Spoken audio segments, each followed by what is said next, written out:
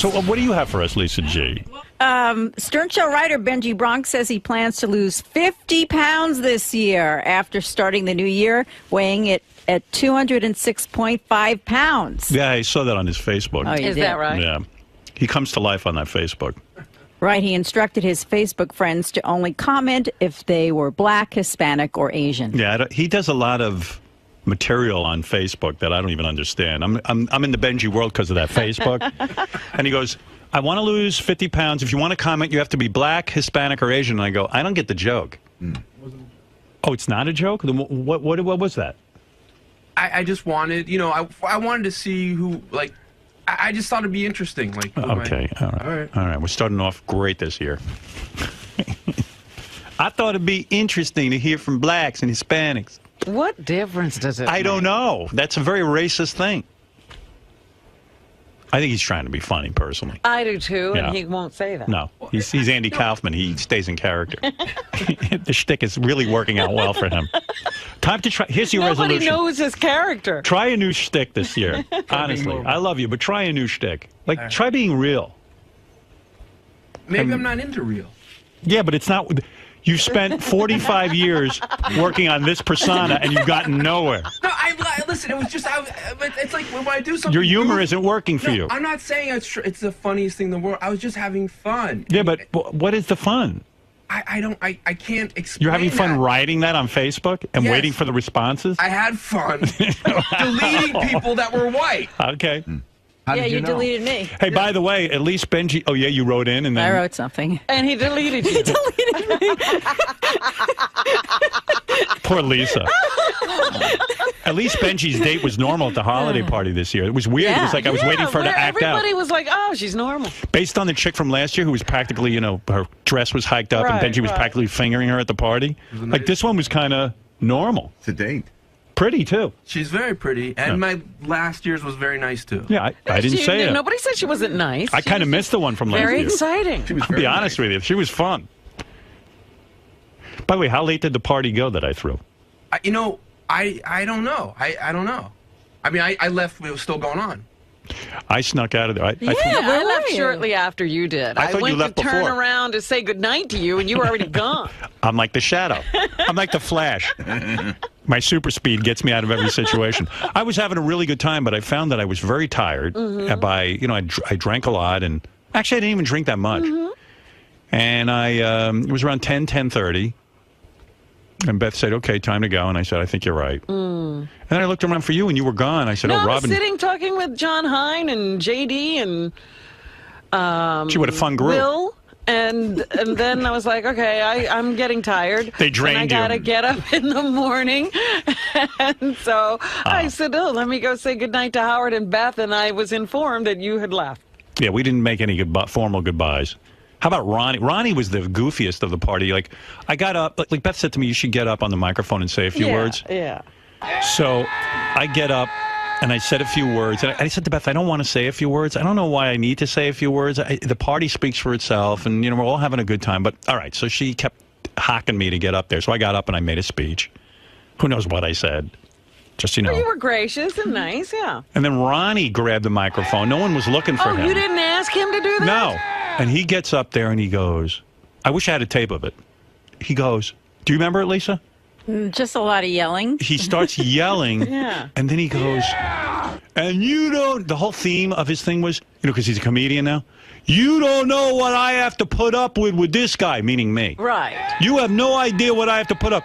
Toenail and fingernail clippings all over my car. You're clipping your toenails in the car? I don't have a nail clipper in the car. I've never clipped my nails in the car.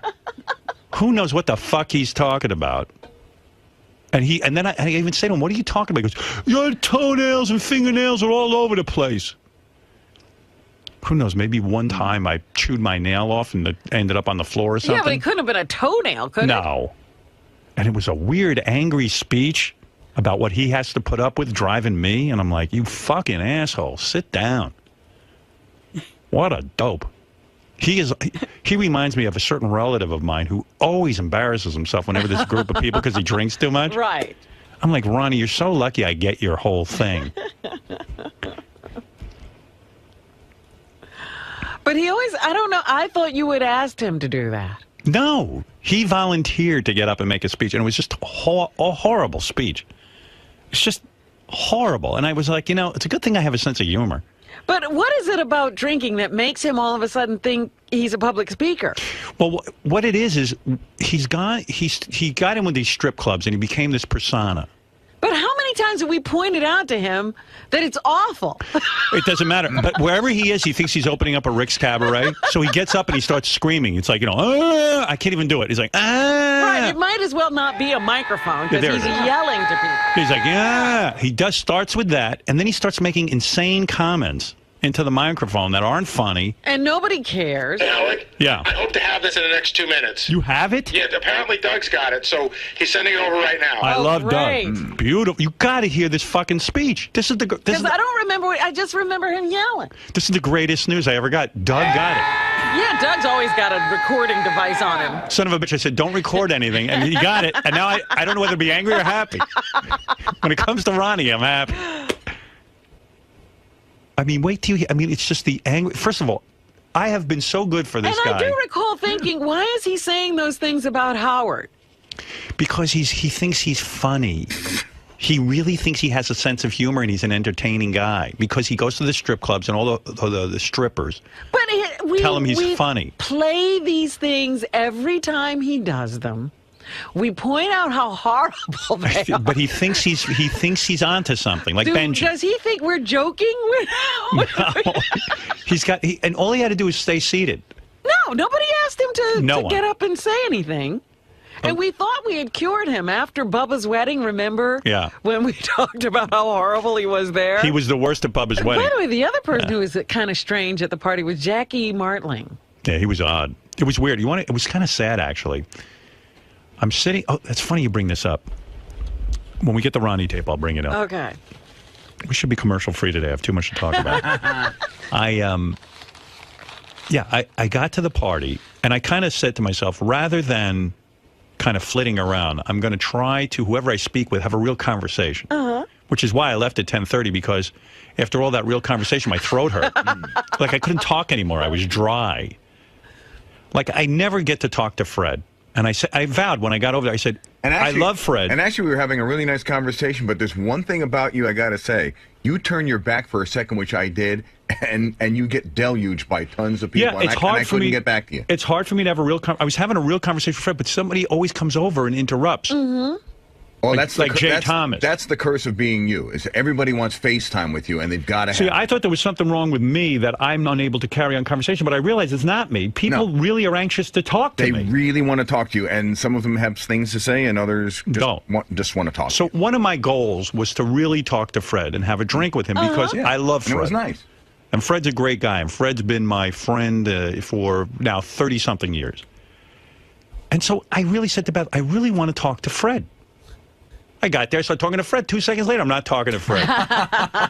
And I don't know when I'm ever going to have this real conversation with Fred, but next year. Maybe. It's like the same conversation I want to have with my father, but we never seem to get to it. We should Either my mother interrupts. We should have a summit, me, you, and your dad. Why not? Yeah, just the three of you get together. There was a day I actually drove to my parents' house where I was going to have a real conversation with my dad. I said, I really want to know things about him. So I get to my parents' house, I sit down with my dad and my mom and talk to my mom and talk to my dad. Then I start this very heavy conversation with my father.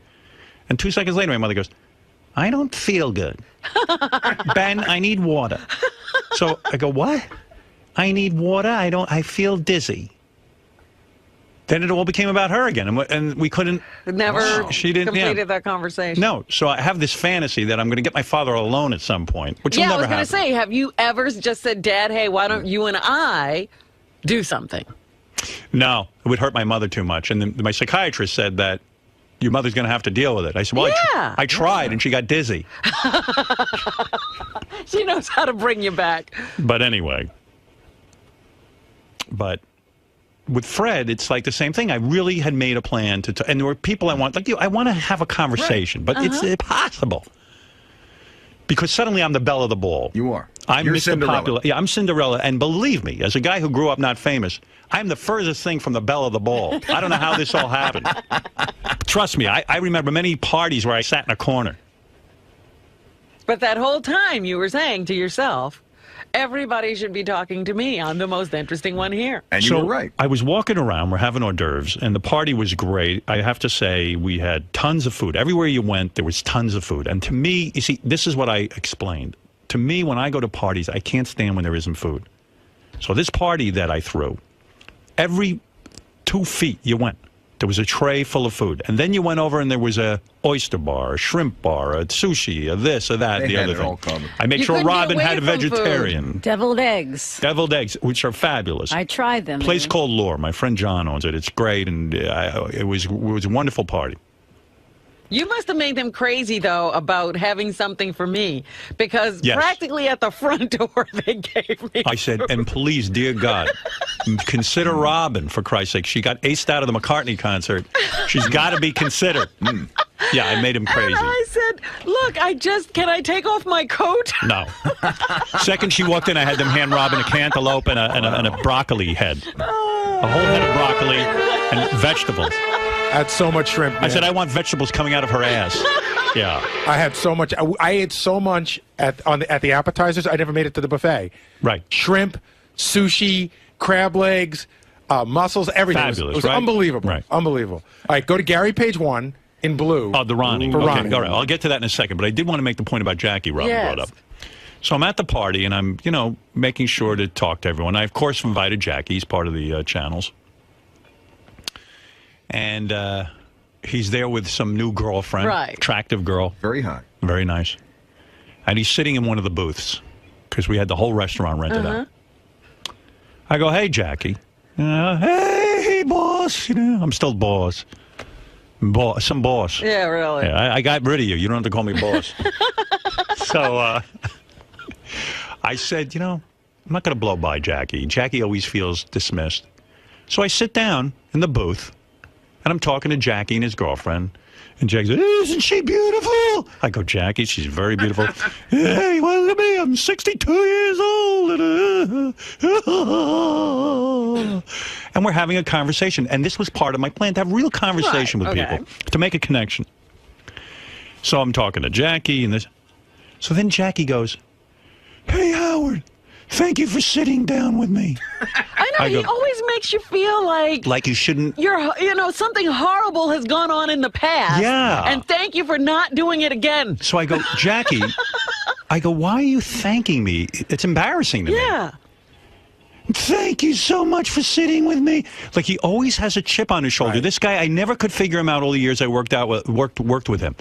He always has a chip in his shoulder. Like, in other words, thank you. Normally a guy like you wouldn't sit with me. Thank you for sitting with me. Yeah. I'm a friend of his. I worked with him for years. Why wouldn't I be sitting with him? Why would you thank me for sitting with you? You invited him to your party. Yeah, and that's another thing. Thanks for inviting me. I didn't expect to be invited. And it's always this. And then, all of a sudden, a Paul McCartney song popped into my head. And this is crazy. The song was, you took your lucky break and broke it in two. And that's all I could think of. It was the your song, first mistake. You took your lucky break. It and broke was your into- first Too many people. mistake. Yeah. Too many people is the name of the song. Yeah. I would like you to play some of that in a minute. I think he wrote that about the Beatles breaking up. Well, too many people, you took your lucky break, you broke it in two. And whenever I think of Jackie now, I keep thinking you took your lucky break and you broke it in two. And I tell you, his lucky break was me and this show. He had a great thing going, and we had a great thing going with him. And he took it and broke, because it's gone. Yeah. It's never going to happen again. If the whole planet left, I still won't work And with him. I think he really thinks I'm keeping him off the Yes, show. no, it's me who's keeping him off the show. 'Cause I'm that relieving was you the of that. vibe I got when I Well, saw him. No, it's me. I can't put up with it anymore. But why would you take your lucky break and break it in Break it. two? When he's sitting there thanking me in the booth, I go, Jackie, stop it. And he You're- makes you uncomfortable. Yeah. So you can't stay around him. No. Oh, I had to get out of there.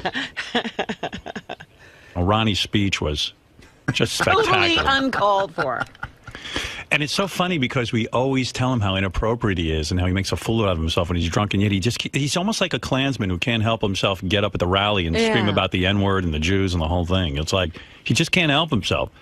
So, like, I made this heartfelt speech about, I'm so glad we're all together and all this. And then Ronnie got up and just grabbed the microphone. And I go, oh, here's Ronnie to make a speech.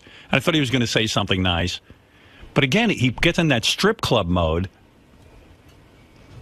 Hey, what's this new mustache look, man? I hate it. Uh-oh, he's got some handlebars. You hate everything about me, so what's the difference? Hey, isn't the feeling mutual? Someone said to me, why do you think Ronnie made that speech about you? I said, because Ronnie's jealous and hates me. Yeah, okay. Well, it's true. It all came out. What's wrong with you, dude? What a horrible First speech of you all, made. You would have won. It wasn't a roast, Ronnie. You're trying to be a funny persona. I wasn't. Listen. You would have wanted to said to me, go make a speech. I didn't tell you to make a speech. Yes, you did. Yes, you did. Yes, you did. You were standing there. Look, I said, you want to make a speech. Go ahead. Dude, we were standing all the way in the back, and I was talking to you, and you go, well, I think it's time I make a speech. He goes, I think you should make one, too. You should come up. I'm going to call you. I go, no, dude, I'm not going to do that this year. I don't remember I'm not that. Involved. What? And I wasn't drunk. You were. I had one drink. So that I only had 2 drinks when I saw you. You mean you weren't drunk when you made this speech? No. This is a sober Ronnie? Yeah. Listen to this speech. This is the most Dude, amazing you're speech. so full of shit. Well, the people listen to it. Maybe I am full of shit. We're going to find out. You told me to make the speech. We got the. Well, did you have to make that speech? Let's say I did tell you to make a speech. How which about I, what's saying something nice about somebody? I got a persona because of a strip club. Stop it now. Dude, what is you this? have a whole personality Maybe that you put on. Howard. Please stop it now. What would have been wrong with saying, you know what, Howard and I have had a pretty good 25-year run. He's my friend. And it's a great I party. said and all- let's all have a great and all of you time. here are a friend. But you always have to be the court jester. Now you got the mustache of a court jester. I didn't want to make a speech. You would have wanted to told me to make the speech. Well, you certainly made one. Okay. The truth came out. Oh, yeah, the truth came You had to do it. Oh, okay, I had Well, to do you it. chose what to Oh, say. shut up, you. No, I wrote this speech. I had to help you up the stairs. You couldn't even walk. You heard What of are you talking about? You heard of Johnny Carson? This is She had a Ronnie. good time. She was so drunk. She couldn't. You were gone already? Yeah. You had to see her leaving the place. She was falling down the stairs. Full of Oh, really? crap. He's out of his mind. I He's had standing on the stairs. When you walk out, you can't get around. Right. Oh, you're so full of shit. Robin, you heard of Johnny Carson? This is Ronnie Carson. I had to help her into her car. He Come on. you're did so not full of do crap. anything. Yeah, Did you see okay. how he doesn't even, he has his perceptions Yeah, lost. like I walked up Perception. the I'm steps and nuts, said, "Oh, man. what are you I'm doing off the standing wall." out here?" I mean, it was a lovely party. That's some It was speech. great. I said it was a great party. Listen to Thanks this for coming speech. to my party. Here's the speech. Yeah, that was the other thing. Thank you, boss. Yeah. There's that yeah thing he does. He does that everywhere. You know what it is? He goes to these strip clubs. Right. And they, he thinks he's going over the footlights. He's But you know who he is? He's Hank Kingsley. right. Who's that? Those who need to know, no. You don't need to know. From Larry Sanders. Oh, okay, all right. All right, here we go. Never was. 25 years I'm with this man. 5 years I'm with this man. 25. No, 25 Oh, years. 25 years I'm with this man. You don't know how I did it. I don't know how I did Yeah, it. you're so horrible. Farts in the car. Farts in the car. He cuts his nails in the car. Cuts his nails in his car. He's been going around saying that forever. I don't even have a nail clipper anywhere near your car. Where do I clip? Why do you keep telling people I clip my nails and fart in your car? I don't know. That's I what made it up. you. I made it up. Well, I don't know. Do I clip my nails? I've never clipped my nails in your car. Okay. Maybe I bit a nail off one All time. right. All right. You find nail clippings all the time in the car. Yeah. Okay. Well, I don't know how they get there, dude. Okay. All right. Well- My persona. I made it up. Well, yeah. Okay. I don't know. Who would make something I like don't own that a nail up? clipper in your Who car. Would make something I don't like have a that up, nail dude? clipper. I don't have a nail Yes, clipper. you do in your little bag. You have a nail clipper. Go find one. If you find one now, I'll give you So $500. every day in the car, he takes it I didn't out. say every day. Did I say every day? So how often do you find these finger or Yeah, tell toenails me. or I don't know. fingernails Once in your a car? while. That's amazing to me. Once in a while.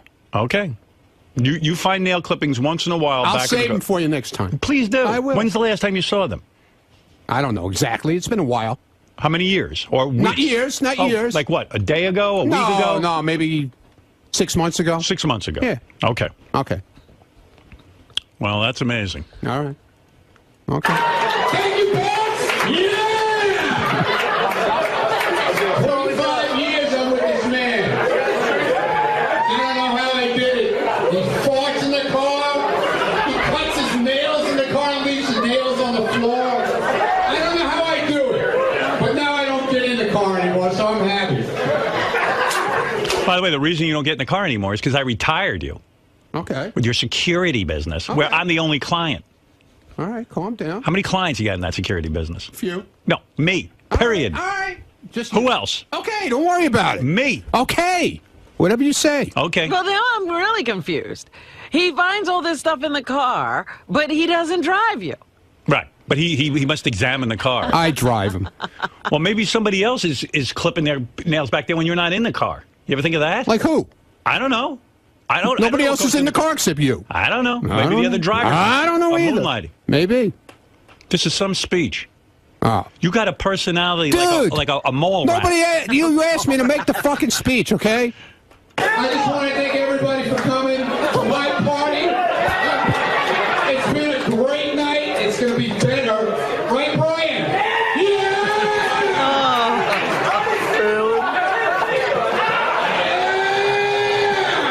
What is that? That's Brian. That's his personality. No, that was Brian. So that was you and him going at each other. Okay. Two caribou. All right. Yeah, it sounds like maybe. I wish an animal. It's mating call of I retards. wish an animal had come up and bent him over. It's the yell of a married guy out for the night. That's his old married guy persona. Sorry, I had fun.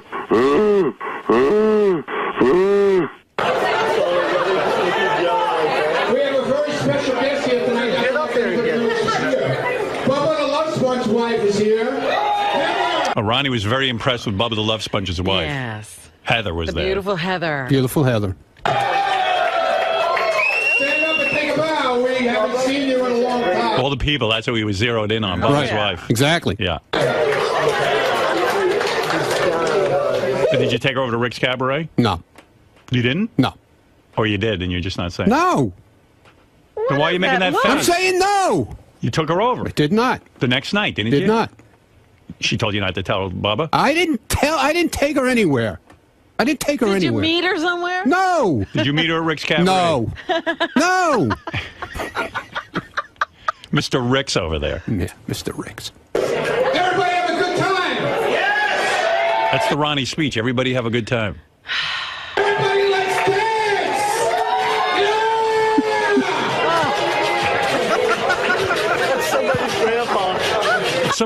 He hates my guts. I don't hate your guts. Of course you do. What's wrong with you? You don't know you do? You're not in touch with that aspect of you? Oh, my God, man. You are psycho, aren't you? No. Why would you say such a thing? What Well, is after listening to this speech, what would you say?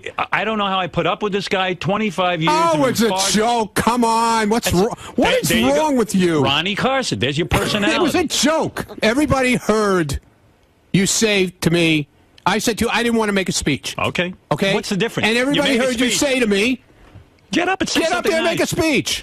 What is your new mustache about? Fu Manchu? I like it. What is it? When you have time off, you just start growing hair? Look how Yeah, I'm growing everything. Look how sculpted it is.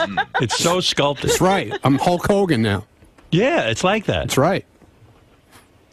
With a what do you call it under your lip? What is that called? The soul patch. Soul patch Exactly. and Fu Manchu. And don't forget the sideburns. Big dude. long sideburn. Right, Yeah. yeah, he's doing all kinds Country of Western now. Yeah, you look good. Yeah, man. You know, you look like Billy Bob Thornton. Good. I don't get you, man. I really don't. You Why should you have been in breaking True my Grit. balls for? I'm going to do a remake of True Grit. Third remake with him. He's going to be Rooster Yeah, it's going to be Cogburn. called True Shit. Okay. All right, get out of here. Never make a speech again All right. in front of me. All right, thank you. There's Ronnie, the limo driver. Yeah. Yeah. I didn't say dildo. Yeah. How do you make that noise? Good Lord. Howard, you know, him and Brian, I don't know what they have going on, Nothing. but at my book party, that's how they had been out drinking for like 2 hours before. That's how they entered, with those noises. It's great. Hey, nice start to the new year, right? Of course. Do you feel it's coming? Do you feel he exaggerates the truth? You know it's the exaggeration. Well, I mean, there's tape. So what? There's tape of you So what? I don't care. carrying on and being ridiculous. I don't care. Watch the wall, man. Oh, I'm still good. Yeah. By the way, I really do love Jack Armad with using my Dick Clark. Yeah! My new thing. Keep the noise down in here, will you? So it seems like every time you make a speech, Howard seems to have a problem with it. He doesn't like the way I you... didn't want to make a speech. Let's get that straight, number one. Okay? Okay. You didn't want to make a speech, but you did. I told him. He asked me, make a speech. I go, no, I'm not doing that. He goes, go ahead, don't worry about it. So he kind of suckered you into this? Yeah, of course. But he doesn't like the fact that And you know have where else this. he did that to me? He did that to me at Jason's wedding. Same thing. And then he sandbagged you on the air? Exactly. Now, his criticism doesn't seem to be so much as... It seems to be Yeah, what is this? I hate him now. Well, What's that it seems about? like he feels as though you put on a persona when you get on stage. You have this party guy persona, like when you make appearances at various strip clubs around the country. It's not Gary. Whoa. Hey. Hey, the Giants lost. But They're done. Get the hat off. but when you get on stage, it doesn't seem like he has a problem with you actually making the speech per se. It's the way you carry yourself once you're up on I stage. didn't want to be there. I didn't want to be on. I didn't want to make a speech. I wanted to be at the party. That was it. I didn't want to make a speech. So you're a reluctant, grandstander. You don't want to be up on that soapbox, but you inevitably end up there. Whatever. So you're against your will, and you're just adapting. You're trying to do the best you can. Whatever. I didn't. It wasn't my idea. Okay. But do you think there's something subconsciously in your head You just that keep rambling on, don't you? I'm commenting on some of the things Howard theorized about. I mean, do you feel as though subconsciously you feel like you have to get the party started, or No. Not maybe at all. Obviously, he thinks I got to get the party started. and this feeling that you hate him or that you resent I him. don't hate him. How does he dare say that? You're the opposite of that. You love him. Exactly. So much so that every time he goes on break, you like to change your look up for him. Like Exactly. Yeah, perhaps, for him. Yeah. perhaps dye I your want to beard. bring attention to myself. Right. Yeah. Change up that beard, maybe, the Exactly. facial hair patterns. Right. Okay, we're done. We're done now. Steve, you've probably covered many press conferences and seen people speak in public in a public forum. That wasn't a public forum. It was a private I'm just forum. saying, does Ronnie have what it takes to really MC and really lead and grandstand and carry on? Does he have that type of stage persona? Tell him your favorite line. Go ahead. It is no secret that I love listening to Ronnie. And at that beautiful party, Ronnie was one of the highlights for me. I love listening to Ronnie. I could listen to him read the phone book. There you go. That's his famous line. Now, why do you get such a kick out of Ronnie's... He makes me laugh constantly. And that's what a true MC or a ringleader like Ronnie should. Ringleader. I like that. When he's given the mic, when he's given the floor, that's what he should do, right? He's just unbelievable. When you listen just now on the show, if you cut up the sound bites from him, it's magic. It's gold. You hear that, John? It's gold. What's gold? My speeches. They're gold. Anything I say, according to Steve on the air, it's gold. Yeah? Yeah. You come and wrap up today? I'll try. Please. Right. That's gold. So you're saying in a way you're kind of like the King Midas of public speaking. He's Absolutely. the best. Every time Ronnie comes on, when I'm in the back room there listening, I stop. So why don't you think Howard understands the true gold that Ronnie possesses? He does understand, you idiot. Why do you think he puts me on, you fool? But this is why I wanted to bring my recorder. You understand? For you. Well, obviously somebody did record it, so. And you didn't break their shit. I don't know. I don't know who it was. It was Goodstein. Of course, it's Goodstein. Yeah, it's Goodstein. Yeah. Here's some people love this. They love when I did the Channel 9 shows. But I've always tried to just give you me honestly, and that's the same. And this is what it is. This is what it is. And when people get tired of it, if I sense that my audience is done with me, I will leave. That will never happen. Well, there you go, Pete. I like your optimism. That's never going to happen. There's nothing else out there that's really going to captivate people like your show has. You know why I'm good on the radio, too? I was thinking about me the other day. Most of my day, I think about me. That's a surprise. You were thinking about you? 99% of the time, I think about me. And then the other 1% is the rest of you. So I was thinking about my radio career I was reflecting on it. And it was hard not to because everywhere in my office is a piece of memorabilia about my career. You've gotten it to the point where That's you right. can't not think about it. I fully embrace myself. I never used to, but now I do. Every award, everything is surrounding me. It's like is a museum. It's a museum to me. The Hall of Howard. Hall of Howard. Radio Hall of Fame. Because believe me, what else is there? And so I was thinking about me. And the reason I'm good on the radio is A, it's a certain ability, certain talent. That's one thing you got to have. B, there's 4 things you got to have. B, what was A again? A was that you got to have a certain talent. You got to have a certain ability. B, you got to be... What is that certain ability? You didn't have it when you first started. Well, no, it's a certain sensibility about the world, a certain sense of humor, a certain understanding about how to tell a story. It was in him, though. It was in me. Yeah. I mean... Okay, well, what you're saying then is... your family and the way you're raised. You had I don't know what you're saying. What I'm saying is that many times I'd be sitting around with my family and we had to tell a story. Yeah. And my father would say to me, "Stop. It's boring." Now, these were harsh words, but they fixed you right. They fixed me. They made me nuts.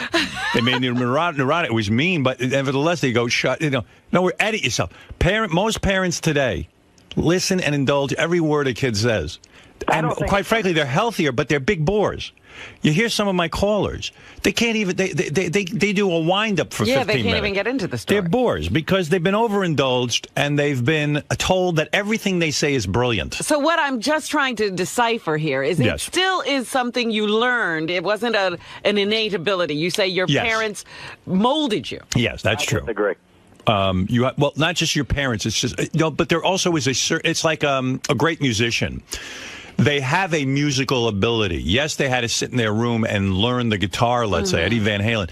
But there's a certain ear they have and a certain ability to understand music. There is a talent there. Okay, so then it's 2 separate things. That's right. It is a physical sort of gift you're born with. B, it's also the way you're raised. That gift could remain dormant. Like if Eddie Van Halen hadn't had certain surroundings, if he hadn't had certain influences in terms of music, it might never have emerged. He might not have felt comfortable enough to encourage that. So it's partly environmental. It's partly sort of what you're born with. A certain ability to speak. Okay, so you had a certain awareness of the world and a sensitivity and a sensibility toward information and outside events. For example, my father was in radio. He was an engineer, but I was exposed to this idea of the microphone, people speaking into it. He was also a recording engineer. He had a recording studio. So that was instrumental.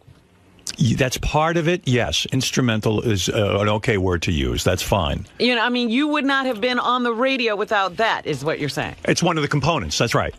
Now, also... The stars aligned, Howard. It might have been from God. You have to give God a little credit once in a while. Well, yeah, that's what I call the thing that you're born with. This ability to look at the world and say, gee, Mad Magazine's got the right idea. There's satire there. You have to have a sense of humor and appreciation. Sense of humor has to be cultivated by your environment, but also you have to have that ability. It's sort of an ability somewhere inside of you. Yeah, now there's another thing. Where does sense of humor come from?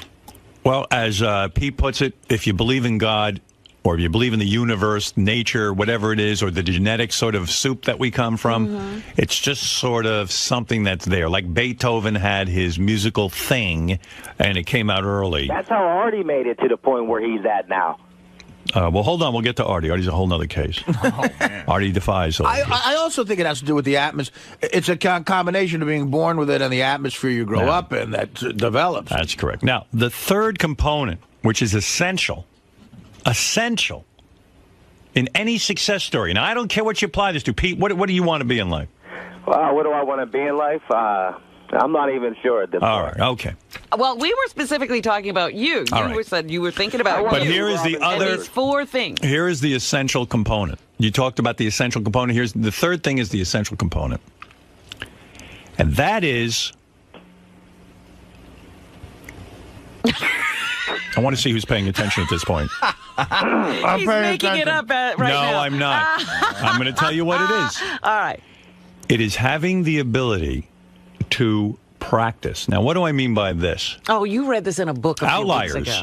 I read some of Outliers, and I responded to it, but some of this is my own thoughts all along. Outliers says 10,000 hours are required to be an expert.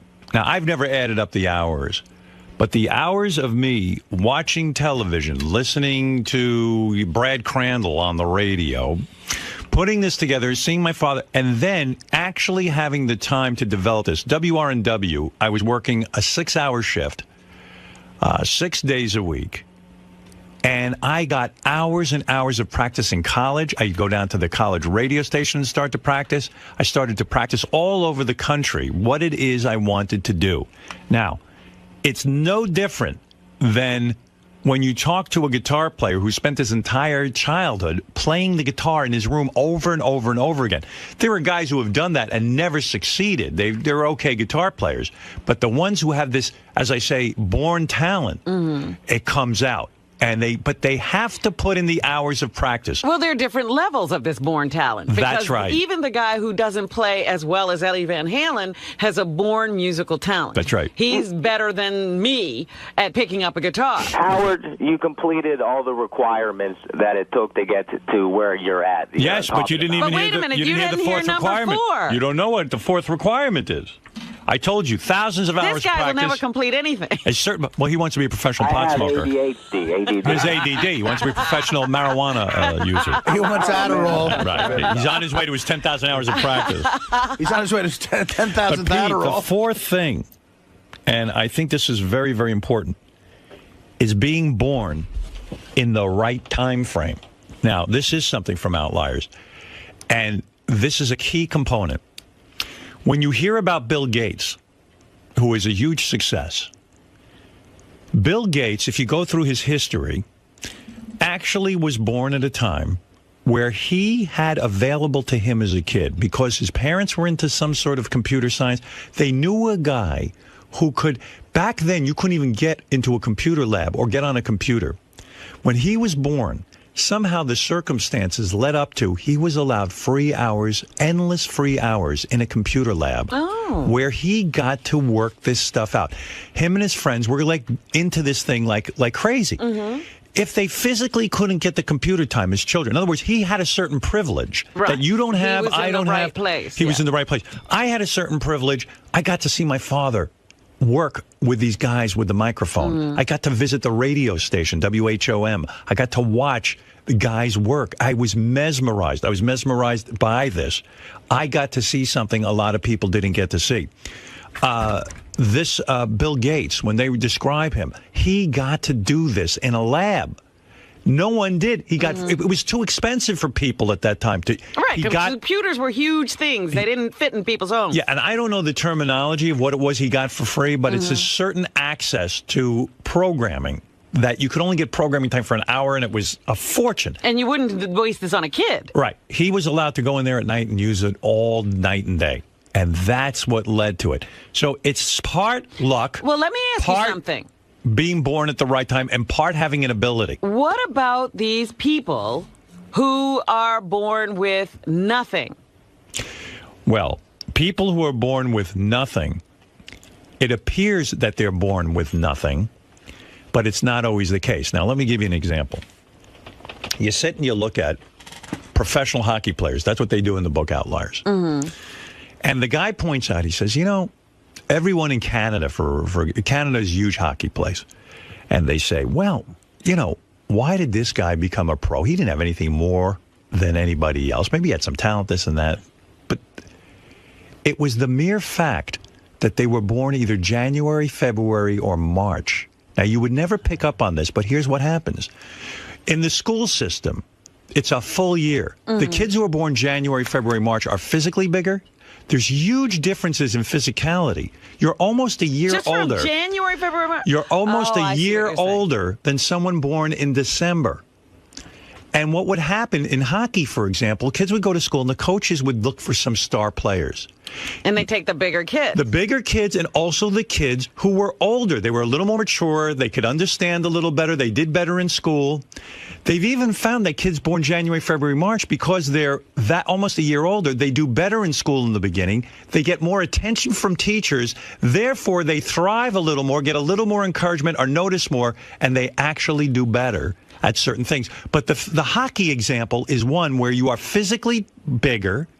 Now, they did find some hockey players who excelled, who were born in, let's say, later months.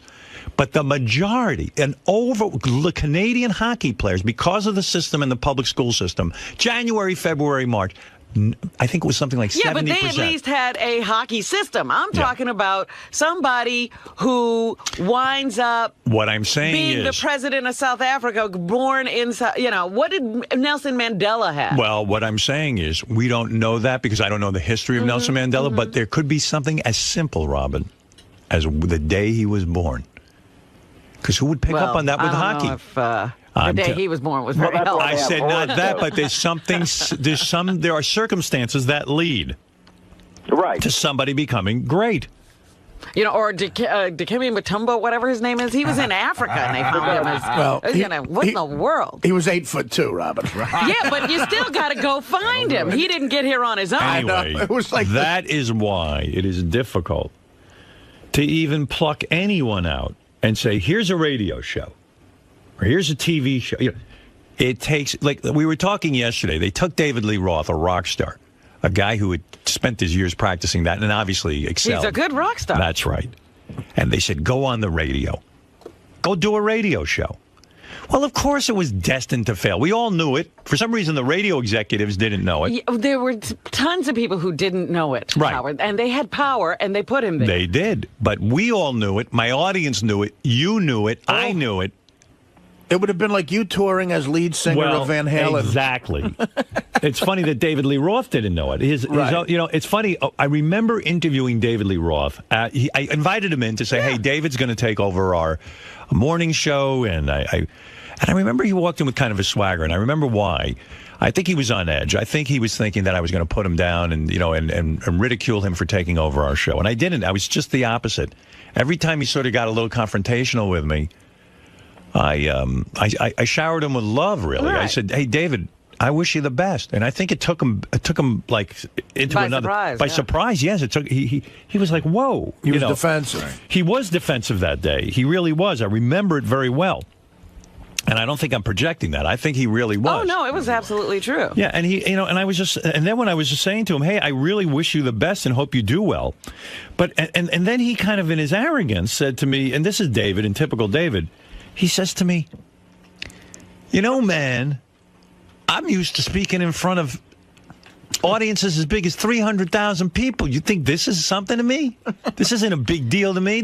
I've been doing this my whole life. And no, that's not what he said exactly. What he said was, this is the greatest opportunity for me because in a stadium, I could only speak to that many people. Right. Now I'm going to get to speak to all these millions of people. And you quietly pointed out that who said there's going to be millions for you? Yeah, and I tried to say to him that day that you don't just automatically yes, millions of people show up to see Van Halen. Yeah. This is different. This is you. You're out there. You have a microphone. It's blank space. It's a canvas. And you've got to fill it with something entertaining that your audience will find compelling. And I knew this was a daunting task. I mean, this is not something easily done. That people would show up for him talking. Right. And they'd give him a couple of practice shows in Boston, and I guess someone had heard this stuff. And really, David was not prepared. The guy would have needed his, as they say in Outliers, 10,000 hours of practice, really. And who even knows if he has that talent anyway? He didn't. Who knows if he had one of the 4 requirements? The show was okay. Yeah, I mean, listen, everyone has a story to tell. I could listen to someone on the radio and tell them what they need to do. But can they do it? That's the other thing. It's a matter of can you actually do it? When I hear someone on the radio, I go, oh, here's how you fix that. But then I go, well, if they're not going to hear that, how are they ever going to fix it? And you would feel that way towards everybody. That's the thing. You would put your mind beliefs above everybody else's in the world. What? In radio, yes. In radio, I believe I'm as good as it gets. That's how I really do believe. And I'm not saying it from arrogance. I'm not saying it out of any sort of pompous notion. I don't feel that way about anything in my life. I go to a psychiatrist 3 times a week and I go, I don't even know how to be. I don't even know how to be a human being. You don't know how to be you. I don't even know how to exist. It's pathetic in there. I mean, it really is. You would think that I was an entire mess. But nevertheless, when it comes to this, radio, I mean, I'm as competent and as I am the Beethoven of radio. Well, I said it early on. I couldn't understand how other people couldn't see how much you knew. And when they were, when we first started, when we were at DC 101, and they would sit in the room and they start trying to tell you things, I was like, don't they realize he's the smartest person in this room? Well, you know what? Don't they know they should be listening to him? It led to a lot of frustration. It really did on my part. Oh, I'm sure. I would go home and sit there and go, why do I would visualize the whole thing, and I'd say, why don't they get this? Why don't they let me loose? I don't get it. I mean, when Pig Virus and Dom Fioravanti and they were the worst. And John Hayes. John that was another Hayes. one. I mean, all of them. I sat there in a room and I said, this is like it would be as if Eddie Van Halen had to get guitar lessons from me. I mean, it was ridiculous. Can you imagine people trying to tell Einstein what he should be doing? Here's what you ought to do with that brain of yours. Yeah. I mean, it was that annoying to me. And I don't have this ability at anything else. It's this. I get this. I know what to do with this. Give me a fucking microphone. Give me a room full of my crew. And let the symphony begin. And that's what Sirius Satellite Radio has been to you, Howard. It's the pinnacle of your career. I'll tell you why. You're respected, and you have the power there. You don't got to... I know, I'm not respected. There's still people who don't believe I know what I'm talking about. Believe it or not. Who? I don't have to say names. They still think they know better than me. But I'm going to tell you something. One thing about here, I get more respect, and there's another thing I get. For the most part, I'm left alone. And this is the smartest thing you can do.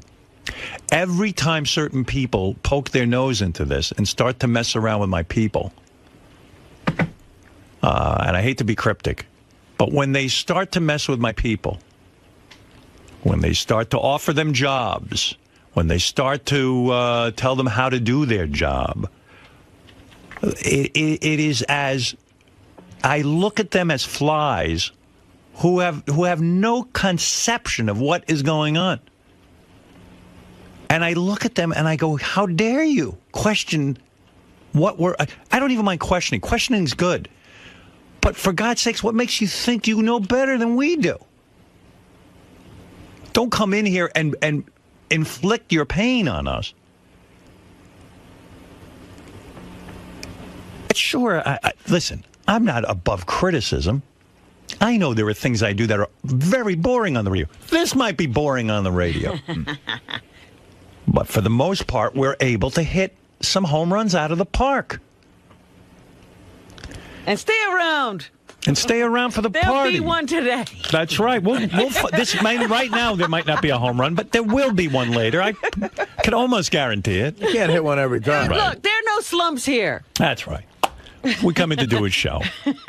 And so, the reason I flourish here is, number one, they have an understanding to leave me alone. And by leave me alone, they're smart about it. They say, listen, we think you know what you're doing. Here's a tough question. What sense does it make to not promote that you're going to come back to Sirius for no matter how long it is? So people can resubscribe, new people will join on, they're secure that you're going to be there. And we know you know this already. I don't know what you're saying. What I'm saying is, why wouldn't you tell everybody, ladies and gentlemen, I'm going to be around here. The radio show is going to continue. Because I don't know that that's true. And I'm not going to lie to my audience. He's claiming you know this already. No, I don't know. I had a conversation. I had 5 conversations this weekend with my agent. Mm-hmm. 5? About this, yeah. Because he claims I'm unavailable to talk to him. I go, it's just the opposite, Don. He's the one that's not in the office on Friday and Monday. Oh, my God. You can't find him. I said, listen, I call you as soon as you call me. So we made an appointment to talk, and we got into some really good conversation. And we had like 5 conversations about this very topic. Mm-hmm. And, I do know what I want to do. I do know, Pete.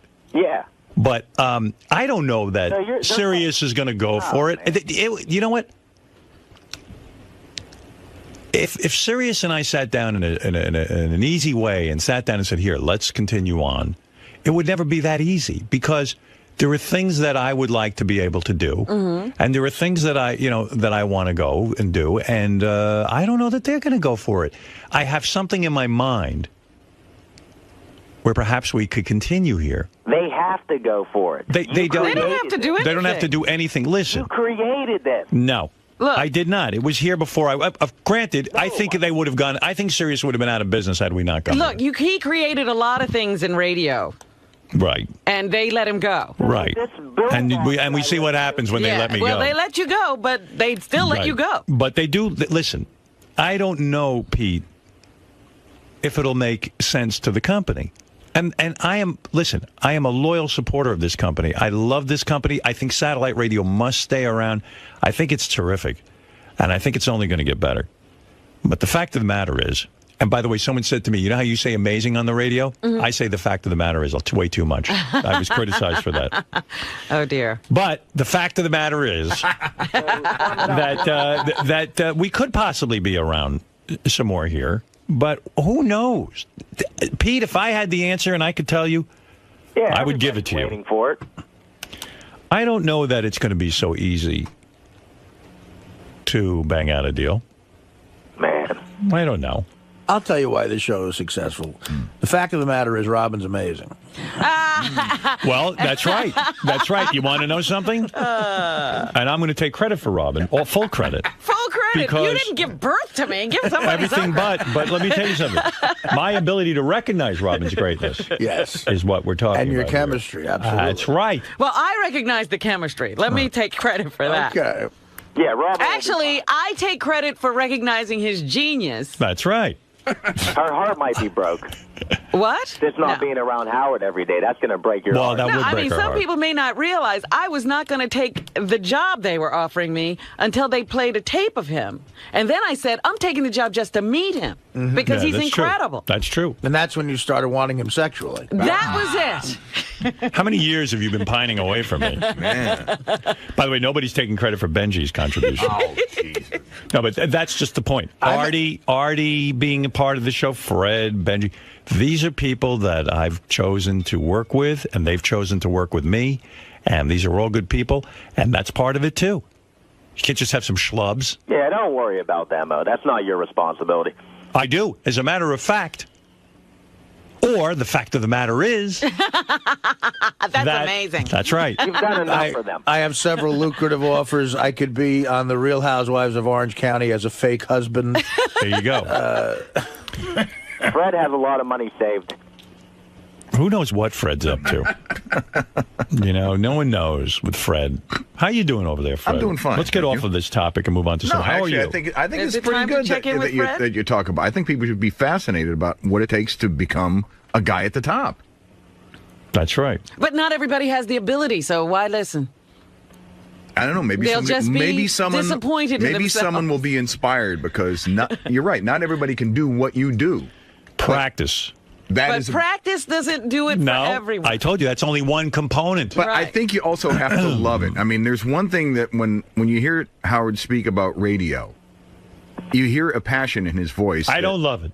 I think you do. Look, I think Andre Agassi didn't that love wasn't one of the tennis. He was components. really You're good lying at to it. me. No, I don't love it. When you said you were 5 years old, you dreamed of being on the radio. Yes, but I didn't love it. There was a lot of pressure in my life. I didn't love it. And that's part of it, too. You must love it because in spite of that pressure, you People come who are here great- every day, you did what you did. No. Well, if he says he doesn't love it, why are you arguing He with wants him? Because I don't argument. think he's aware of it. I don't think he's aware of his love for radio. Do I love radio? Hold on, let me find it. I think you're full Do of I shit. what? I think you love it. For 25 years, I've sat over here, talked in the mic, played with these pots. What are you talking? I'm here every day. But do you love radio? Do I what? Do you love radio? For 30 years, I write the bits. 30 years. Lay in bed and think of shit to say. Get up in the morning, eat my egg whites. Yeah. Talk to Benji and Fred. Do I love it?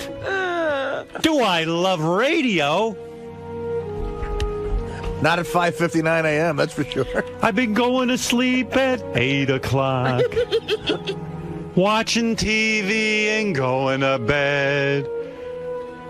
Not fucking Beth, making sure I get to sleep. And you ask me, do I love it?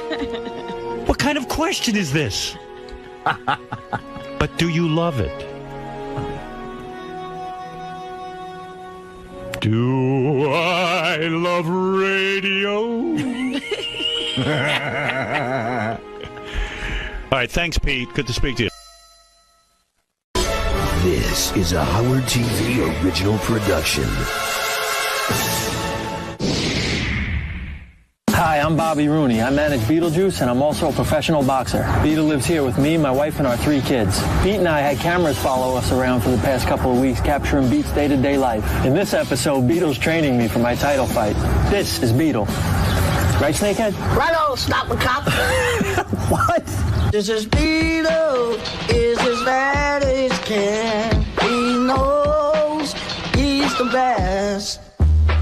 This is Beetle. And that's the man. What did I say? That you're bad as can. Ah, very daddy. So be prepared to witness. It's a tough guy. And this is how we handle Something's throwing you straight up. The cameraman is insane. I don't want no camera in my fucking face. He's big and he's strong, and you should know that this is Beetlejuice's show. This is Beetle.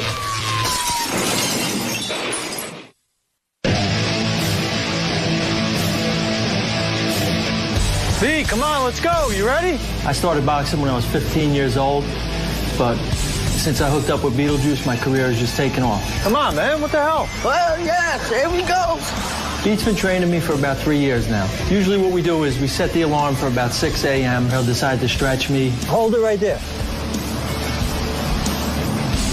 He always tells me I have to stretch my balls. Stretch your nuts. You don't have a nut.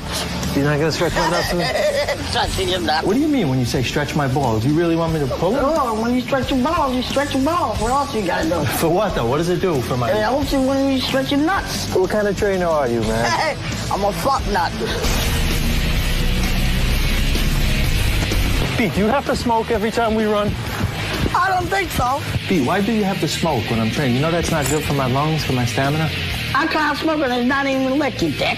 You think that's good for me?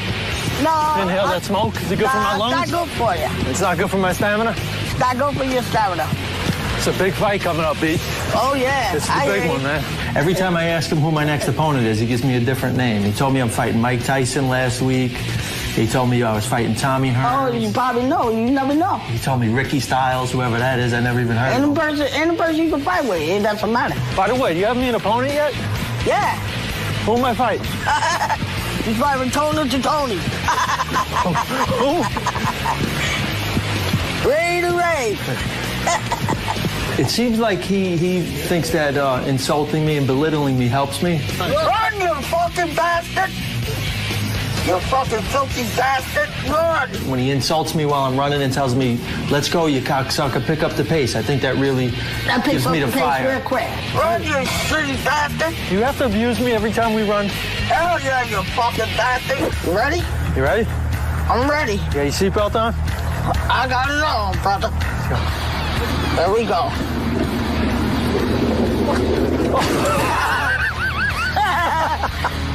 Oh, sorry. I'm way too heavy. You all right? I'm fine. There we go. Go faster. Go ahead, Bobby. You got it. Go ahead. Faster. You got it. Faster. Faster. Faster. Oh, faster. Pete, I just farted. Did you smell it? Oh, yeah. There we go. We gotta go to the market, Pete. Let's go to the market to get the protein thing. Yeah. Yeah. We're going to the market to get the protein thing. And now, taking a beat. You scream Jews a lot. What is it? I say, fuck you, you Jew. Don't you have some Jewish friends? No. Hell no. What about Levy? Levy's a fucking Jew. Is he your buddy, though? He's still my friend, buddy. I still call him a dirty Jew. What about Julie? He's your boy. Julie's not a Jew. No? Why do they call him Julie, then? Huh? Oh, he's not a Jew. He's Catholic. He's not a Jew. What are you? Me? I'm not Catholic, motherfucker. What are you? I'm just a regular fucking person. That's right. Here we go, Beat. Here we go. All right, look. I wrote everything down for you. Okay. Strawberries. Strawberries. Celery. Celery. Bananas. Banana. A bag of ice. Bag of ice. A big thing of yogurt. Big yogurt. Okay. Half a gallon of skim milk. Okay, we got carrots. Carrots. And 2 cucumbers. Cucumbers. All okay. Right? Seriously, don't mess this up. This is important for my training, these protein shakes, all right? Okay. We got that. You know, don't get no other bullshit, nothing. Just what's on the list. Okay. I sent Beat into the market by himself to get the stuff for my protein shake. Remember, Beat? Whatever you did, I did it on my own. Let's start.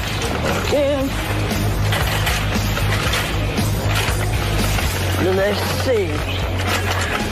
Oh, we gotta go at it.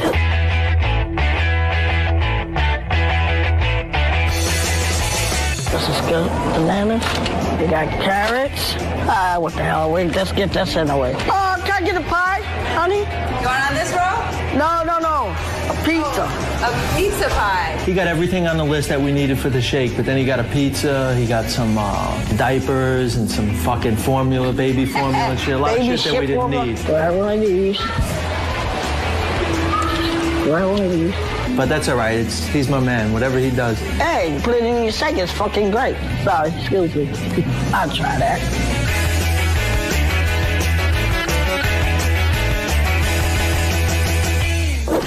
Hi, how are you today? How you doing? There you go. Thank you.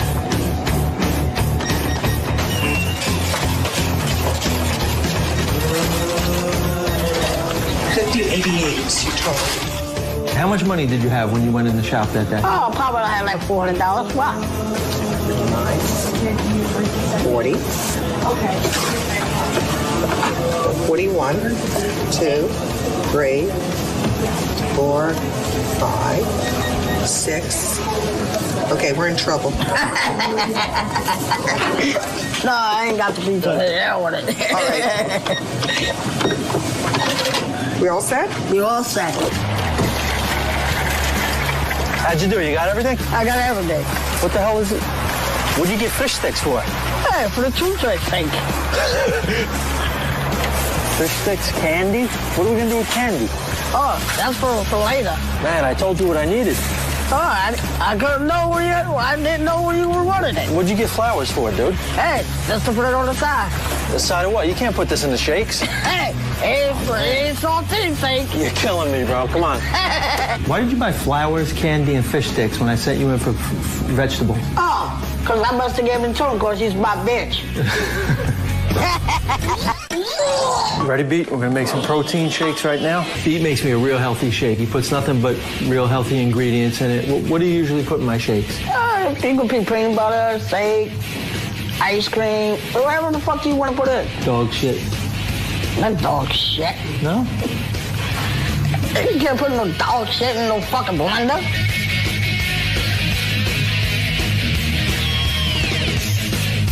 What else can we put in this? Seems like something's missing. Something missing. Now, let's see. What's missing?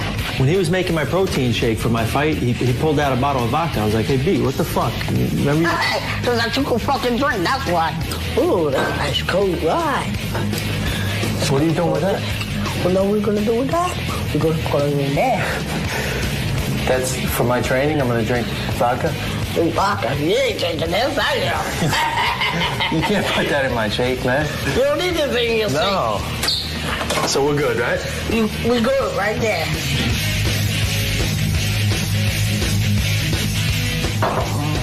That's good. Smells good. Smells good. Here's to another great training camp, Pete. Thanks for everything, buddy. Thanks for everything. It's fucking good. And now, taking a beat. You got booger in your nose. I do? Your left nostril, is it? Oh, yeah. Check in there. None in there. I can grab some. Shit. Just grab it with your hand and throw it out the window, no? You just throw it.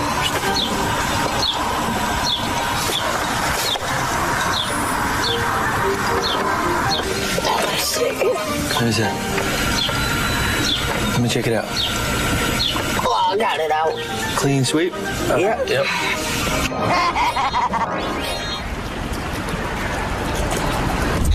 Come on, we gotta go to the gym. Hurry up. Let's go. Come on, let's go to the gym, huh? Do you have my opponent's name beat? You know the guy's name that I'm fighting? You fighting that Polish guy, right? I don't know. What's his name? I think his name,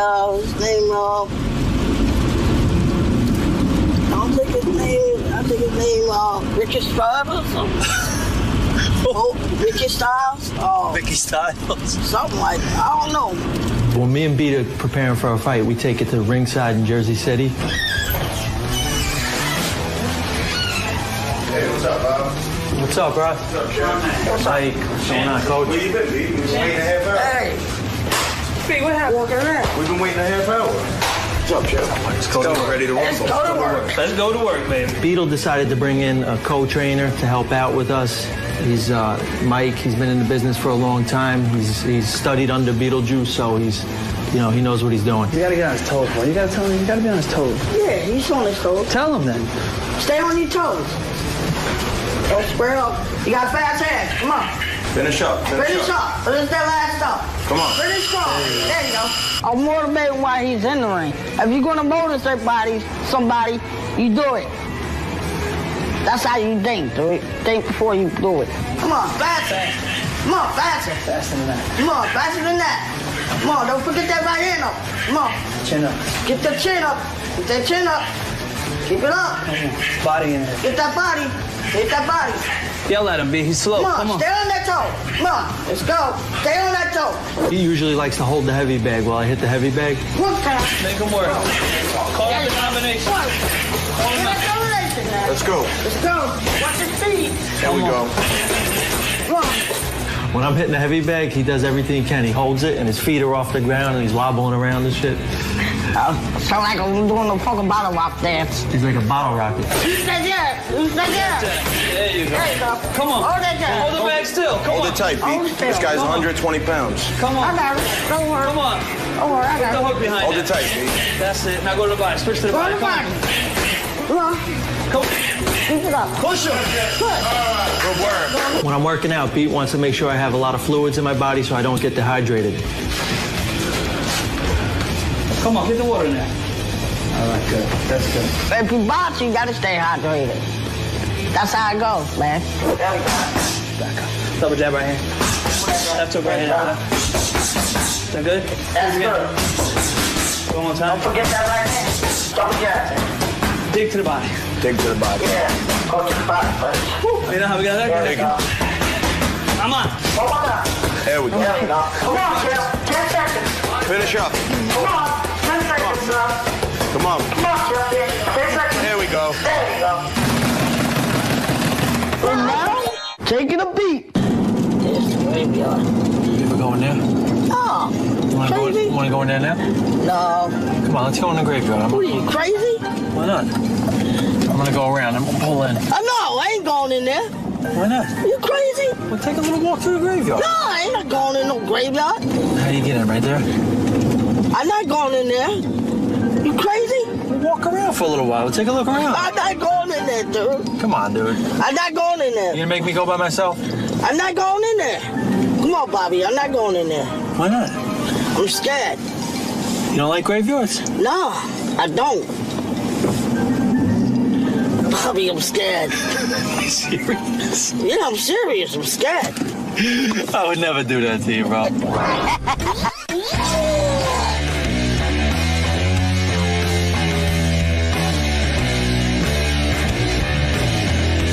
Hey, B, why were you late for my fight last time? I was looking everywhere for you. Everywhere? I was downstairs. I don't know where y'all guys was.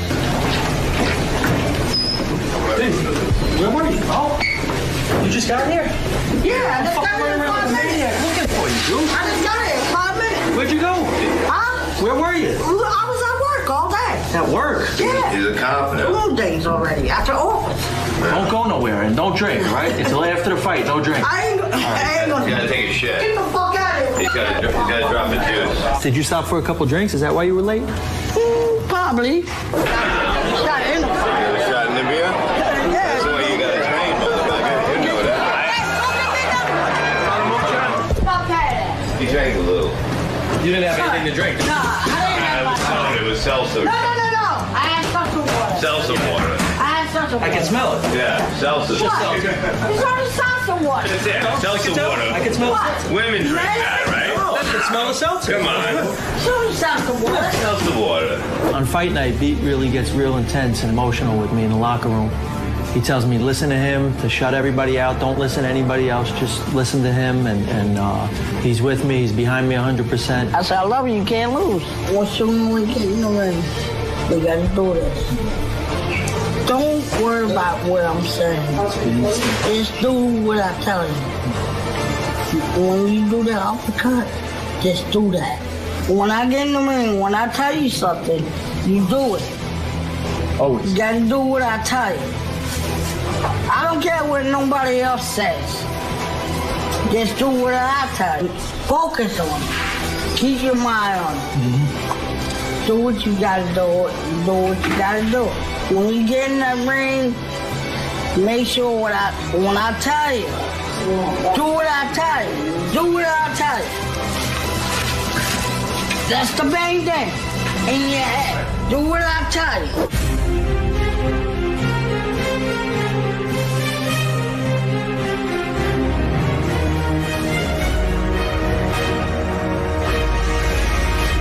Having Beat in my corner means the world to me. As long as he's there, I know if I listen to him and I execute his game plan, I'm going to have a good outcome every time.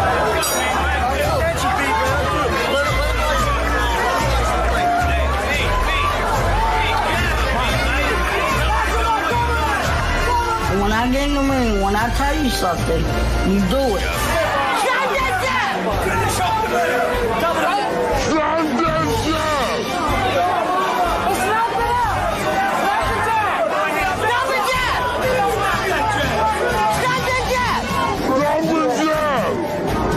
I don't care what nobody else says.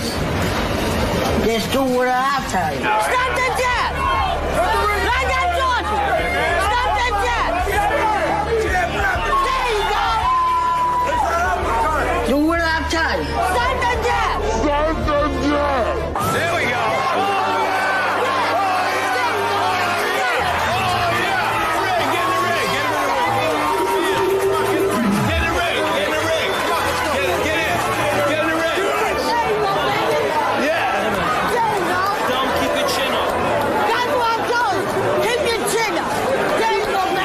This last fight, it was definitely for Beetle. I dedicated it to him. You know, with him at my side, I know I'm going to win. Who's the man? Beat, I just want to thank you for getting me that victory. I couldn't have done it without you. Thank you. Now, is it all right if I use this little fucking head as a speed bag? Oh, Come on. You wouldn't use it, Let's but go, it bro. won't help you. It won't dare fucking help you, scumbag.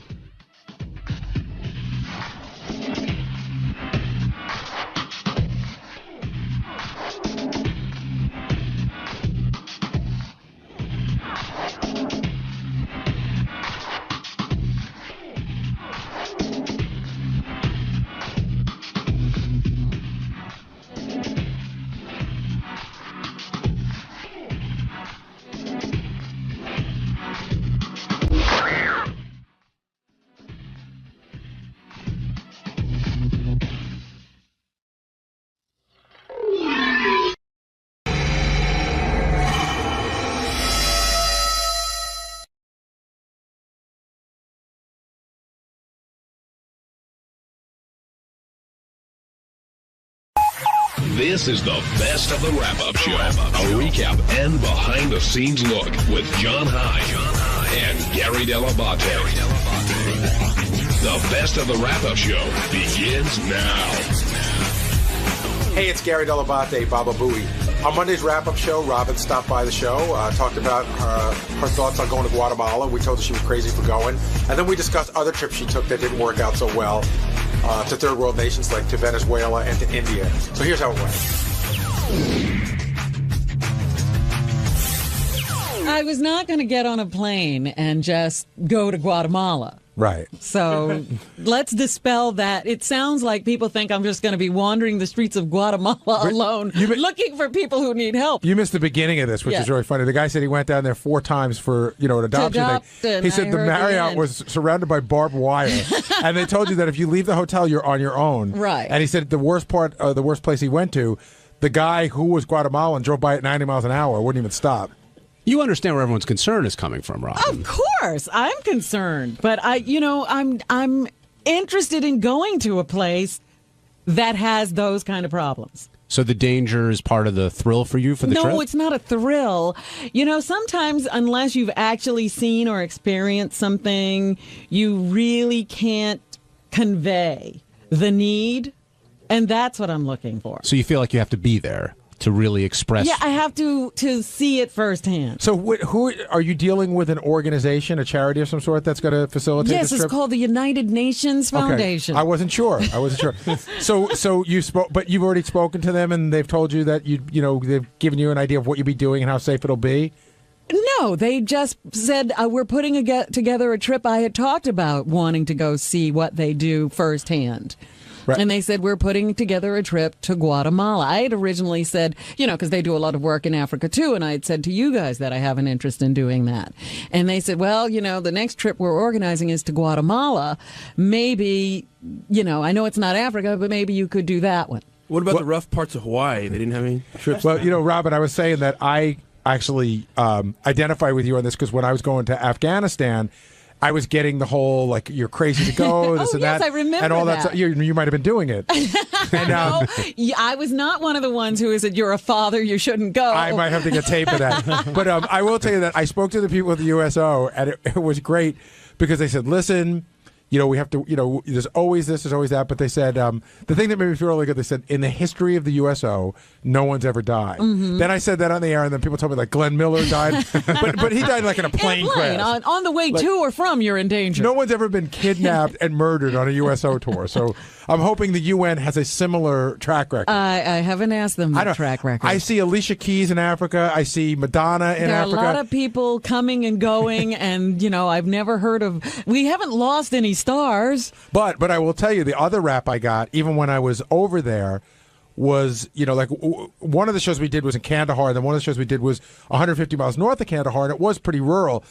I was told, you hear Robin Williams does it, Billy Crystal does it, Letterman does it. Then I found out that those guys go to, a base in Iraq, which is not even near anything that's going on, and they do it on that base. They're not really in the thick of it. So you have to really investigate. Yeah. Now, the off-air chat that Howard had with you, did that have any effect on your... 10 seconds. Gary witnessed that. I did. I told him. He said, please don't go. Please don't go. And I said, was it. And I said, Robert goes, I'll be safe. And I go, what if you don't feel safe? Robert goes, then I'm not going. Hey, Rob, very simple. The level of safety you feel right now, if you, had kids Gary's age at this point, would it stop you from going? I would take my kids with me. So they can experience what you're experiencing? Absolutely. Oh, I thought you mean you didn't like your kids. Yeah, I would leave them there. It would be interesting. I had a list that we didn't get around to talking to. I showed it to Howard today, and it was from the United States Embassy documenting all the crimes against tourists in Guatemala this year, and it was 6 pages long. Right. But I wonder what that list would look like if you were Guatemalan and it was a Guatemalan embassy talking about Manhattan. How much crime there was against tourists in Manhattan this year. But, again, those are people who knows why they're in Guatemala? Maybe they're just there to see the sights or to have an adventure or to do whatever. I'm going under different circumstances. Oh, no, but that may not... Why you're going doesn't change what somebody might do. They always ask. No, wait a minute. Leave her alone. She's a good person. No. They say these people were out just walking around. I'm not going to be out just walking around.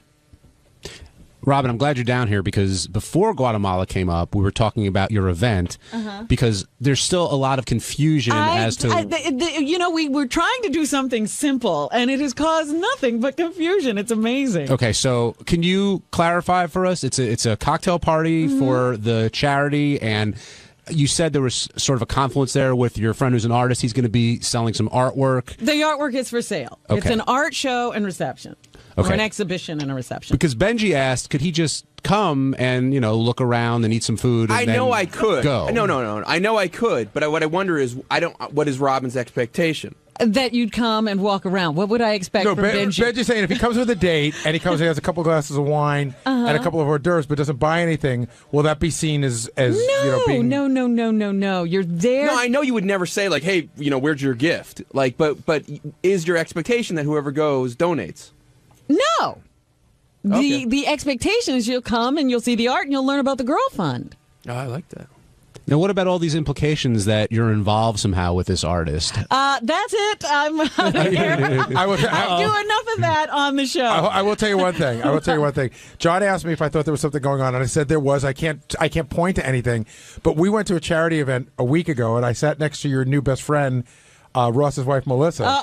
And I tried to squeeze information out of her. She's either nothing's going on or she's an amazing actress. Because she goes, oh my gosh, no, and I don't know. She seemed pretty credible, but that makes me believe it even less.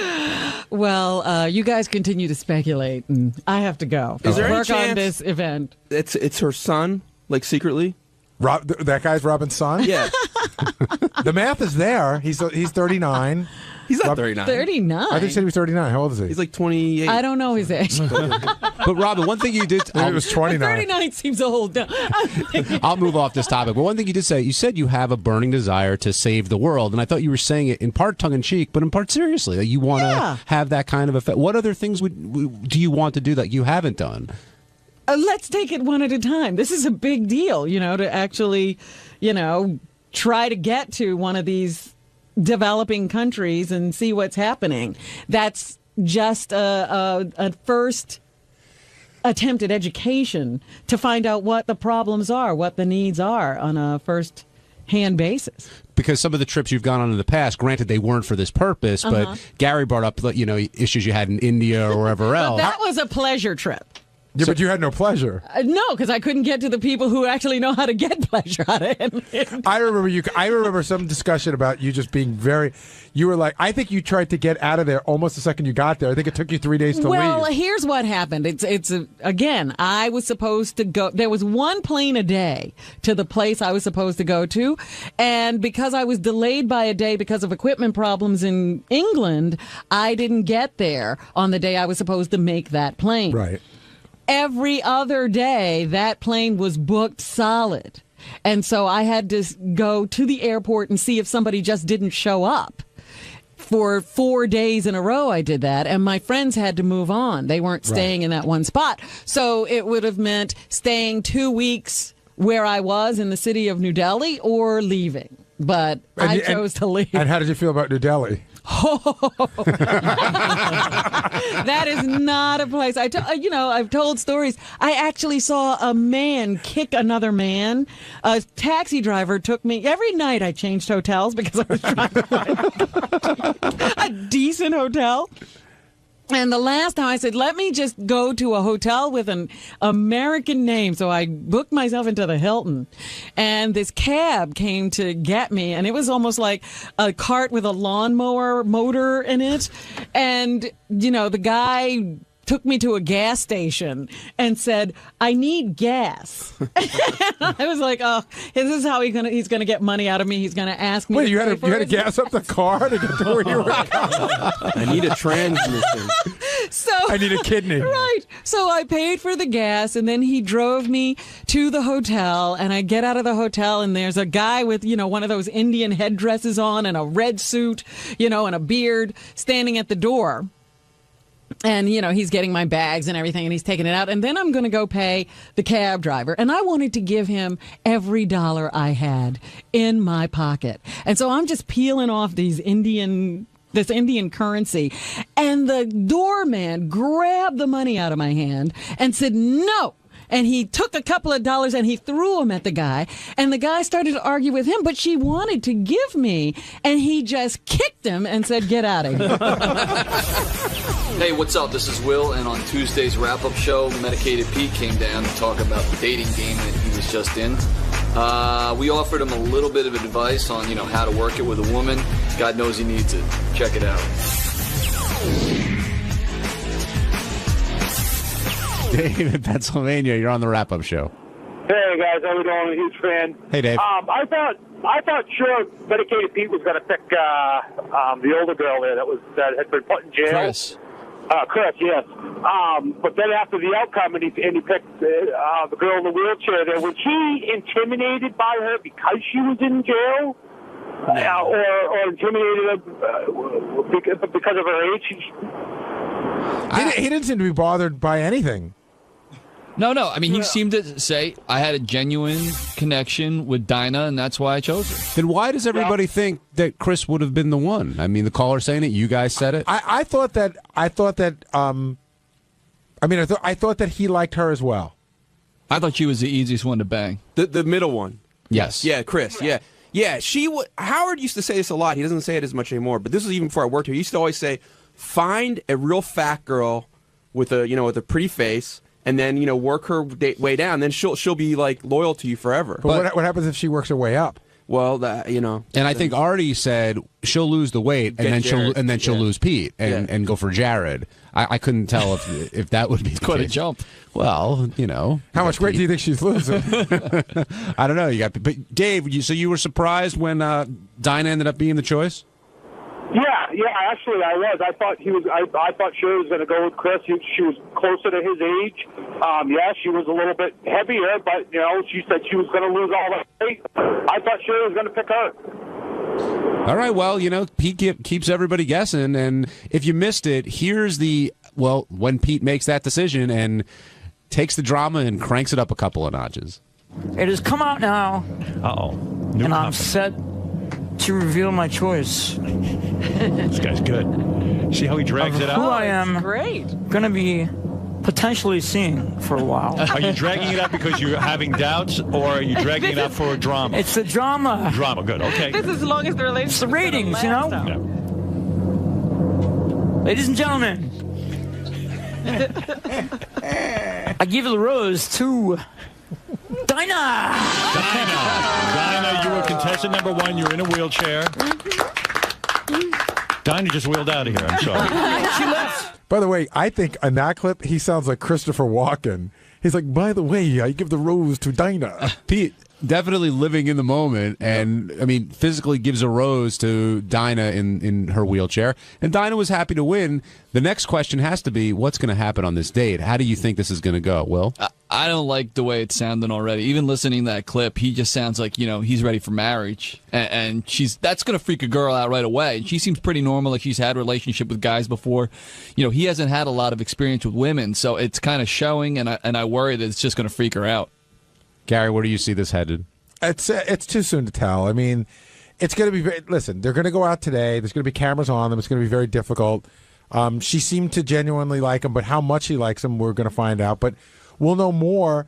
The thing is, I thought she's pretty genuine, so we're going to get a recap tomorrow, and I think she'll be pretty upfront about what she thinks. Benji? I think she'll say he's a nice, sweet guy. We had a great time, and maybe we'll see each other again. But unfortunately, I don't see it. She lives in Philadelphia. I don't. I think they'll have a nice time. You know what's going to happen, because I've seen this go down before. What's today? Today's Tuesday? Mm-hmm. Like Thursday afternoon, Pete's like, can you give me the heavy chick's phone number? Well, Medicated Pete now joining us here on the wrap-up show. And Pete, a lot of people thought you were going to take Chris, yet you said that there was a connection that you felt with Dinah. Can you describe that connection that you guys had? Well, I think I felt off the bat that we had a connection with this disability thing. So we had something to relate to, So it's something to talk about, So we're not on like uncommon ground, you know what I mean? And you were pretty fired up this morning for this contest, no? Yeah, I was. I still am. Yeah? Yeah. What was the little person's name? Lila. Lila. Was Lila you picked? Was Lila ever in the mix? I have to say something Say it. What would you like to say, I Pete? was a little. I honestly, I was a little intimidated by the other two. Really? Yeah. Why did Lila intimidate you, the smaller person, and then why did Chris intimidate you, who was the larger person? I actually, I actually thought that they were coming on to me a little bit too much. You know, they put too much pressure on me. How so? I just felt that I just got a bad vibe from them. They just can't. I think they wanted me to pick them, so I kind of had a lot of added pressure that way, you know. But all of them wanted you to pick them. That's why they were here. Oh yeah, but more so to them, more so those two. Yeah, I Dinah definitely was the most like. I kind of felt threatened. Not into you, I kind of felt threatened by the two of them. But in what way? So in what way did you feel threatened? Just like, you know, like I said before, they almost wanted me to like pick them, so I was like on the spot with them a little bit, you know. Well, Gary. And with Dinah, she was more reserved, like more just like sitting back, you know. Chris and Lila were trying too hard, almost. Would you say? Like, were they coming on to you too strong? I'm trying to understand what you mean by intimidating you. They were trying too hard. Like they were in it to win the game. They weren't there for you. You almost felt like. No, they were. It seems like they were too competitive, you know. Like they wanted to win the game, and it wasn't about you. Yeah, like I thought in like a small way it wasn't about me. Mm-hmm. Like, you know. So. Lila the whole time I noticed like was making eyes at Pete like the whole time. Like you'll see it more when it's on the TV show, but she was like kind of like winking and like little just adorable eyes. Yeah, and a great rack. She was cute though. I mean, she had a lot going on for her. I mean, you know, for her size and everything. But I mean, no. You know. Were you distracted at all by that? A lot going on for a little is what you're saying? Yeah. Pete, were you distracted at all by any of the girls? Were they sort of trying to keep locked in on you, and as the other ones were talking, and maybe have an advantage at the game? No, not really. Again, it's more of that intimidation thing, you know. More, but Dinah wasn't intimidating at all. Felt very natural. No, she just felt like you know, pretty cool, not intimidating at all. So that's one of my reasons. You know? Now, by the end of the game, it sounded like you were falling pretty hard for Dinah. Like, you know, you're smitten. I don't know if that's the right word, but it seems like you've got some great expectations for this date and maybe something beyond. I think something could actually happen here. I think that's what I'm thinking. I don't know. I could be totally wrong, but. And what's your game plan? How are you going to play it out for the rest of the day? Well, we're going to this Western place, and this Western bar. I don't even know where it is, but somewhere.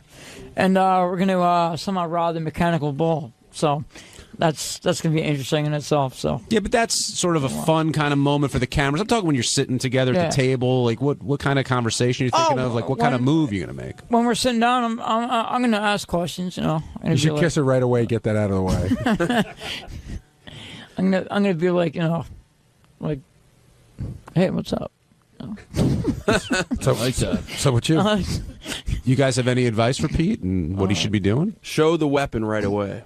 No, just remember, it's a first date. You know, even though you might be a little smitten and everything, and you might think she's the one. Remember, it's a first date, and if you come on too strong, sometimes you could scare women away. But she seems to like you. Yeah. Tommy in Massachusetts, welcome to the wrap-up show. Keep it real up in the field, all right? All right. What's up, guys? Hey, Tommy. Hey, Pete, you were awesome today. Thank you. It was surprising that you picked the one in the wheelchair, but I understand. You know, the fat one said, was her name Large Marge? No. Because she said that she didn't like to get oral sex; she liked to give it.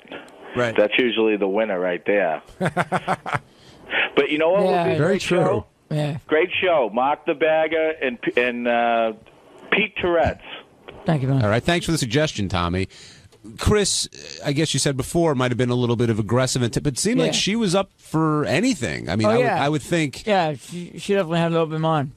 Hey, she was very sweet, but her weight didn't bother you at all? Like, you're still physically attracted to her? It wasn't a weight issue at all. But so you're physically attracted to her? Was I physically attracted to her?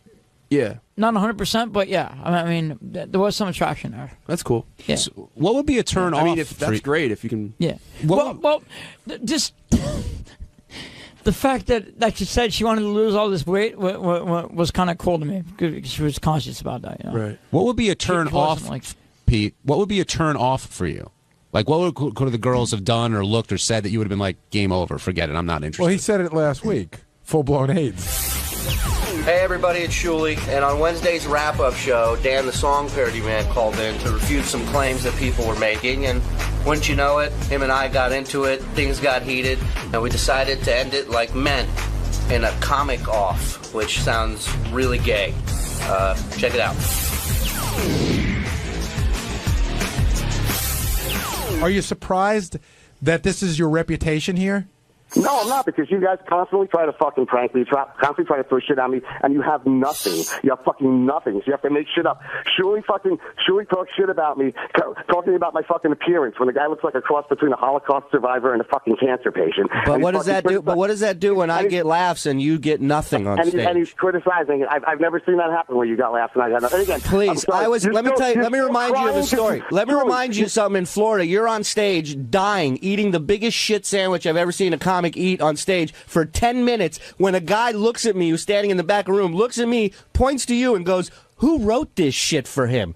And I told him, "You wrote this shit for you. That's the shit you present on stage." I would doubt that there's a fucking writer out there that would be proud to say, "I gave Dan that material." Surely. I understand that you're a comic and you've been doing it for over 10 years, and I know that 'cause I've seen you do the exact same set for those entire 10 years without changing it up, except for maybe adding like an Elliot Offman impersonation and shit like that. And I'm sorry that you said, I didn't mean to say that you're a bad comedian when I said lack of material. I meant that you had a slow news day, so you ran a bullshit news story on me. And if you're offended about that, then fuck you, man. I thought we were friends. When you fucking first came to New York with no money in your pocket and J-Rock didn't fucking reserve the hotel for you, I fucking bought your fucking hotel room for you until I got... You got my career started, and I thank you for that, Dan. No, I really do. No, you didn't get my... I didn't get your... Well, then what the fuck are you taking credit for? What are you taking credit for? I came out here because I was booked on the Stern Show, not to fucking room with you in an apartment that you're not even paying for. No shit, I bought you... You sitting here like you're fucking handing out people gold. You're fucking... You're squatting in some guy's fucking apartment with hair all over the fucking place. You're twisting the fucking story. It wasn't my apartment. I fucking put my credit card down for you to have a room at the Park Central on 7th Avenue. And I appreciate... Listen, that has nothing to do with what we're talking about. You attacked me first. You attacked me first. Chris, and I fucking picked you up at the fucking airport. So don't give me the... So what did what have I done for you in Vegas, cocksucker? What did I do for you in Vegas? Who got you to go up on stages that you fucking can never set foot back on again because you sucked so fucking bad? Who helped you in Vegas with all the fucking connections I had? In Vegas, you lying fucking piece of Fuck off. You're a fucking scumbag. You're a phony. You're a phony scumbag. That you used to fucking do. Fuck off. Fuck off. You had nowhere to go. You're banned from the Hard Rock. Where else are you going to go? Say this to my fucking face when it's not getting up on fucking... You going to bring one of your knives, Boy Scout? I don't need any fucking knives. Give me a fucking break. All you do is get outed on the air and then threaten people with physical fucking confrontation. That's all. That's your only fallback, dude. No, I'm telling you, be a fucking man and see if you can look me in the eye. I don't need to look you in the eye. The same fucking lies in person that you're trying to fucking get air. That's fine. I'll tell you face to face when you come up here for your 1 day of work a week. This is all I can say. I hope your child, when it's born, looks just like you. Hey, that's mean. What? I said I hope his child looks like its father. That's mean. I know, is that mean? I don't know that. Is that to? Well, hold on, Dan. Dan, is that to imply that Shuli's? Dan, stop talking for a second. Day one, and I've even fucking sat around and allowed you to fucking run bullshit on me when you have a fucking slow news day, and then you again with this slow fucking news day. The host of the show and numerous people told me not only did you take one gift bag, asshole, you took more than one, and I didn't even mention that on the air today. No, you're totally full of shit, and you're fucking. Everybody's full of shit but you. Everybody's full of shit but you, right? Yeah, absolutely. Right. You have it. You're never wrong. You can never take a step back and say, you know what? Maybe I was out of line there, right? We're all the fucking scumbag, lion, rat assholes, right? Somebody handed me something, okay? You guys are constantly trying to fucking set me up for shit. But when I fucking see you, you won't look me in the eye and tell the same fucking lies because you can fucking do it over the airwaves, but you can't do it to And my what are you fucking going to do? What are you going to do when you see me? You threatening me? You're going to come and punch me? You're going to come and fight me? No, I want to see if you're capable of fucking telling the same lies while looking me in the face and showing the same anger and animosity towards me while looking me in the face. Because it's easier to lie to somebody or lie about somebody when you're not looking them in the eye. But Dan, here's a newsflash for you. I'm not lying about what I'm saying. I'm just telling you what the fuck went down, what I was a witness to, and what numerous people were a witness to. And I was in the fucking studio, jerk off. I was there. I saw the bags lined up against the fucking wall, and I watched you fucking walk off with one. No, you watched. You weren't there when the host of the show handed it to me. You watched me leave. Who was it? Crystal Gale with her fucking long hair that I mistook for you? Get the fuck out of here. Listen to me, Shuli. You're a fucking piece of shit. You're showing your fucking true colors. I am. I don't bring a second suitcase when I go to fucking help a friend so I can clean out their fucking room. That's a scumbag. That's a fucking scumbag. Never did that. Of course not. And again, fucking Sal keeps trying to crowbar that fucking story in that fucking Levy's old driver fucking said. Yeah, and now all of a sudden Yucca was witness to it. The last time it was somebody else. How many people fucking flew home with me, okay? I got the fucking ashtrays right here that were from the fucking Beaches show. They weren't from the hotel. I fucking prevented other people from taking shit from Artie's room. Some people that used to work for the show. Dan, hold on a second. Do you think that there's a concerted effort by everyone on the show against you, or do you think that it's just, you're just another guy, it's part and parcel to be part of the show, that everybody throws everybody under the bus? Everybody throws everybody on the bus. But Dan, if they don't have anything fucking truthful to throw them under the bus with, they will conjure shit up. But you don't think you're getting it any worse? About the fucking ashtrays came from Sal, and he wasn't even there. Dan, you don't think you're getting it any worse than anybody? What?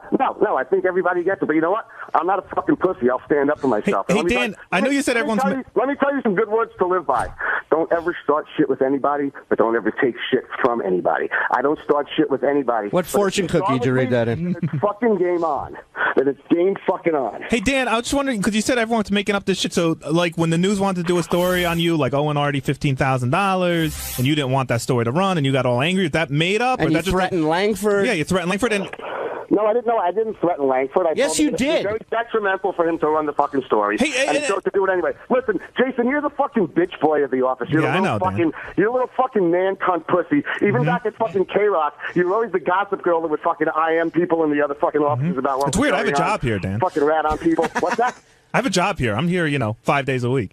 So I can't be that much of a bitch. It gives you more time. You tried out for a job here and couldn't beat Yucko the Clown. Gary, when did Dan become like Scott Salem? Everybody's kicking the guy when he's down. Listen, I've heard these stories from people. That's what weak people do. That's what people with nothing better to do. That's what people with lower self-esteem do, if they want to feel better about themselves. That's why you don't see me ever jump out and fucking dogpile on people and shit on people. See, I got fucking no problem with it. I got no problem with it. You guys are a bunch of fucking pussies. Anybody that's going to talk shit and fucking gang up on somebody, the gang mentality is for fucking weaklings. But Dan, you could make Dan, hold on, I'm talking. You could make the argument that in your own way, you gang up people because if this wasn't about you, you'd have a song parody ready about it for tomorrow morning. And I know while that's your job, that's also your way of ganging up. That's not ganging up. That's not ganging up individually. It's a group of people attacking. And I have no problems. I can defend myself in a group of people attacking, okay? Whether it's fucking physical or verbal. I don't give a fuck. Wait, Dan, I got an issue with that. So you're saying making a song parody about, let's say, Gary's teeth or Sal's wife's emotional friend or whatever. You don't think that's part of jumping in because it's an individual effort? No, Gary's teeth is a fixture on the fucking show, okay? Okay, so that's not, it's something that he's accepted. I didn't make a single song about Sal's wife because I was respectful about that. The same way as I didn't make any fucking songs about Artie being on drugs because I'm respectful of certain things. When something is an established fucking topic on the show, then I'll make it a song. But I'm never going to fucking drive a nail in somebody if I think it's going to hurt. You going to make a song about the hotel thing, man? What's that? You can make a song about this hotel thing? What hotel thing? Your hotel thing. Tully in New York City, you're on the wrap-up show. Yeah. I went to the airport. I put my suitcase down. The lady looked at me and said, "It's 100 fucking pounds." Tully, go ahead. Where's that fucking clown? No, I was just trying to think how many people have been at a Shuli show and said to the guy next to him, "Hey, who wrote this shit?" Well, it wasn't my show, but Dan was on the show. It was a show that Levy and I were doing, and Dan was up there sucking the life out of the room, and the guy asked who wrote his material. Hey, Shuey, let's just go to a club together in New York City any fucking night. Any day of the week. Is this gonna, Any day is of this the going to be like, hold on, guys. Is this going to be like 8 Mile for comedy? Comedy showdown. Let's do it. The same fucking 20 minutes. Let's go to the Showtime at the Apollo. I'll do a set there. Yo, Gary, hold on, Dan. That's a fair challenge. Let them go ahead. Totally agree. Anytime. Let's get an audience Dan, and see how they react. I have to tell you, I've never seen your comedy, and I'm not giving you any shit. The only thing is I know that you don't have as much experience as Shuli, so I would think it would be more difficult for you, but I've never seen you. No problem. We just go to a random comedy room, not packed with Stern fans, not packed with any friends. And can I tell you something? The last time I saw Dan perform, I even complimented him on a bit that he did that I actually thought was really funny, and I told him about it, the one about your dad that you did, about your Jewish father, and I even complimented him about that. But, of course, because it was to my face, Julie. You're not looking me in the face right now. I just complimented you now on it, douchebag. Open your move the hair out of your fucking ears and listen to what I'm saying. I just complimented you on it on the air like I did to your face. And if you were standing in the studio right now, I'd tell you that you're an unfunny scumbag to your face today, like I did on the air. Hey, can we do the challenge, Dan? The opportunity to do that in person any fucking time. Can we do the challenge tonight, Dan? Tonight I'm busy. I'm sorry, unless you want to do it after 10 o'clock. Well, that's usually when people go to a comedy club. Shirley, could you do the challenge tonight? I'll call Caroline's. I'll set Well, up. don't say. Let's not say. Let's find another place. Okay. But again, Shirley, the way to do it is unadvertised, without stacking the room with people, non-Stern fan, regular crowd. How many minutes? How many minutes each? How is he stack? How would he be stacking the room with people? You're on the show. Shuli's on the show. I mean, do you think Shuli gets an advantage Gary, there? I say 10 minutes each because 10 minutes you could pack in your best stuff. Right, 10 minutes each. 10 minutes and no Stern stuff at all. Just no straight up audience stand-up. at all. Just I mean, why wouldn't you advertise your comedy? That's every show, Benji. Yeah. What kind of logic is that? No, he's saying he wants a fair audience. He wants to take the trial to another city. No, he's got a point. He does have a point about that. Yeah, I know. I'm in. So they're going to walk up and they're going to people who have no predisposition to the show. You don't have to announce it. You just walk up to a club and let's see what happens. I could laugh for 20 minutes straight at your fucking Elliot Orphan impression. I could laugh for fucking 10 minutes straight at your Bobcat Goldthwait impression because I'm old enough to fucking remember who he is. But if we just go into a regular fucking room, okay, where people aren't going to fucking know Elliot, they're not going to know the other stuff, and you just do your regular material, the stuff that I love. That's fine, Dan. Whatever you say. Just make it. Hold on. Just make Dan. Hold on. Dan, stop talking. Jesus. Just make no Stern Show references. That's fine. I'm fine with that. I did stand up long before I started working here, and I got unlike and Dan has a lot of material that has nothing to do with the show as well. So I'm more than happy. All right. I'm more than happy to do that. 10 minutes. No Stern Show references at a site you guys agree on. This is like 3 o'clock. We don't know if it'll be tonight, but whenever we do it, make sure TV knows about it because I want it taped and I want audio for the show. And if Dan loses, he cuts his ponytail off. How's that? So what does Shuli have to offer? He's going to grow hair if he fucking loses? I'll shave my ass hair. No, Dan, if you lose, you fess up that everything you said, every dispute you've had with all these so-called lies is truthful. You admit. None of them are truthful, so I'm not going to fucking lie, and I'm not going to fucking lie under any circumstance. And I wouldn't want him to do that. Let me tell you something. In my defense, if I take my best 10 minutes, and even if it kills, if you put it on TV, whoever loses, still 10 good minutes I have.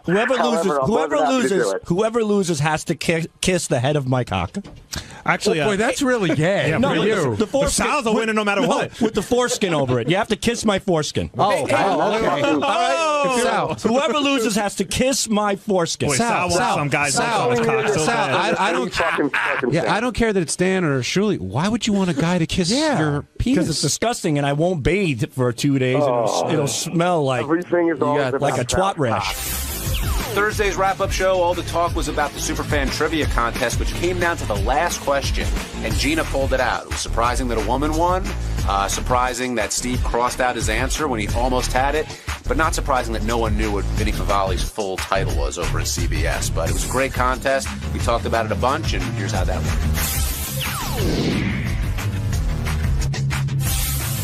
The Superfan Trivia Contest that was won by Gina, who it really came down to the last question, Gary, and she stuck with her answer, and I feel bad for Steve, who came in second place because he had it and then he just let it go. Yeah, we should point out that when you see it on Howard TV, I have a monitor in my office. So when people were writing down the answers to their questions, the camera sort of pans across so you could see what everybody's doing. So I could see the answers that people wrote down before they revealed them. And Steve had written down the correct answer, and then Howard said, "Matt, what do you have?" And Matt, who was his competitor next to him, held up his answer. While he was holding up his answer, Steve out of the clear blue sky abruptly just scribbled off the right answer and put in the wrong answer. And Artie and I and Robin, we all saw it on our monitors, and we were like, what are you doing? But you can't yell it out because that's the contest. You got to go with your gut in those situations, I guess, and something overcame Steve. He thought differently, and it cost him. It cost him the big prize. Should have read the book Blink, where they tell you to go with your gut reaction. But what did you think of today's contestants? They were all really good. I could tell that, what was the guy from Boston's name again? Matt. I could tell that Matt was going to have Matt was at a disadvantage just because of his age. You know, it's just one of those things where you really have to have been listening to the show for a long time to run the gamut. But for a guy his age, I thought he knew a lot. He did very well, and I thought the questions, they didn't go necessarily that far back in Stern Show history. I mean, there was a question about Java and a couple others, but I thought he did well. But Steve and Gina both, hey, they know their stuff. I thought Steve was a slam dunk when I saw him in the green room. I had played him, I think, on Stump the Buoy, Beat the Buoy, and I beat him, but he was really, really good. But she was great. God bless her, man. She really kicked ass. And I've heard through people who work on the show here, I guess she's sort of in the inner circle of some of the Whack Pack and the Killers of Comedy. They say that her and her husband are like the nicest people you'll ever meet. Oh, good for her. Congratulations, Gina. Were you surprised that a woman took home the big prize, Gary? A little bit. I mean, I've met women who are big fans of the show, super fans, but there's just so few of them that, I mean, there are a lot of female fans of the show, but there are very few women who really, really know their stuff.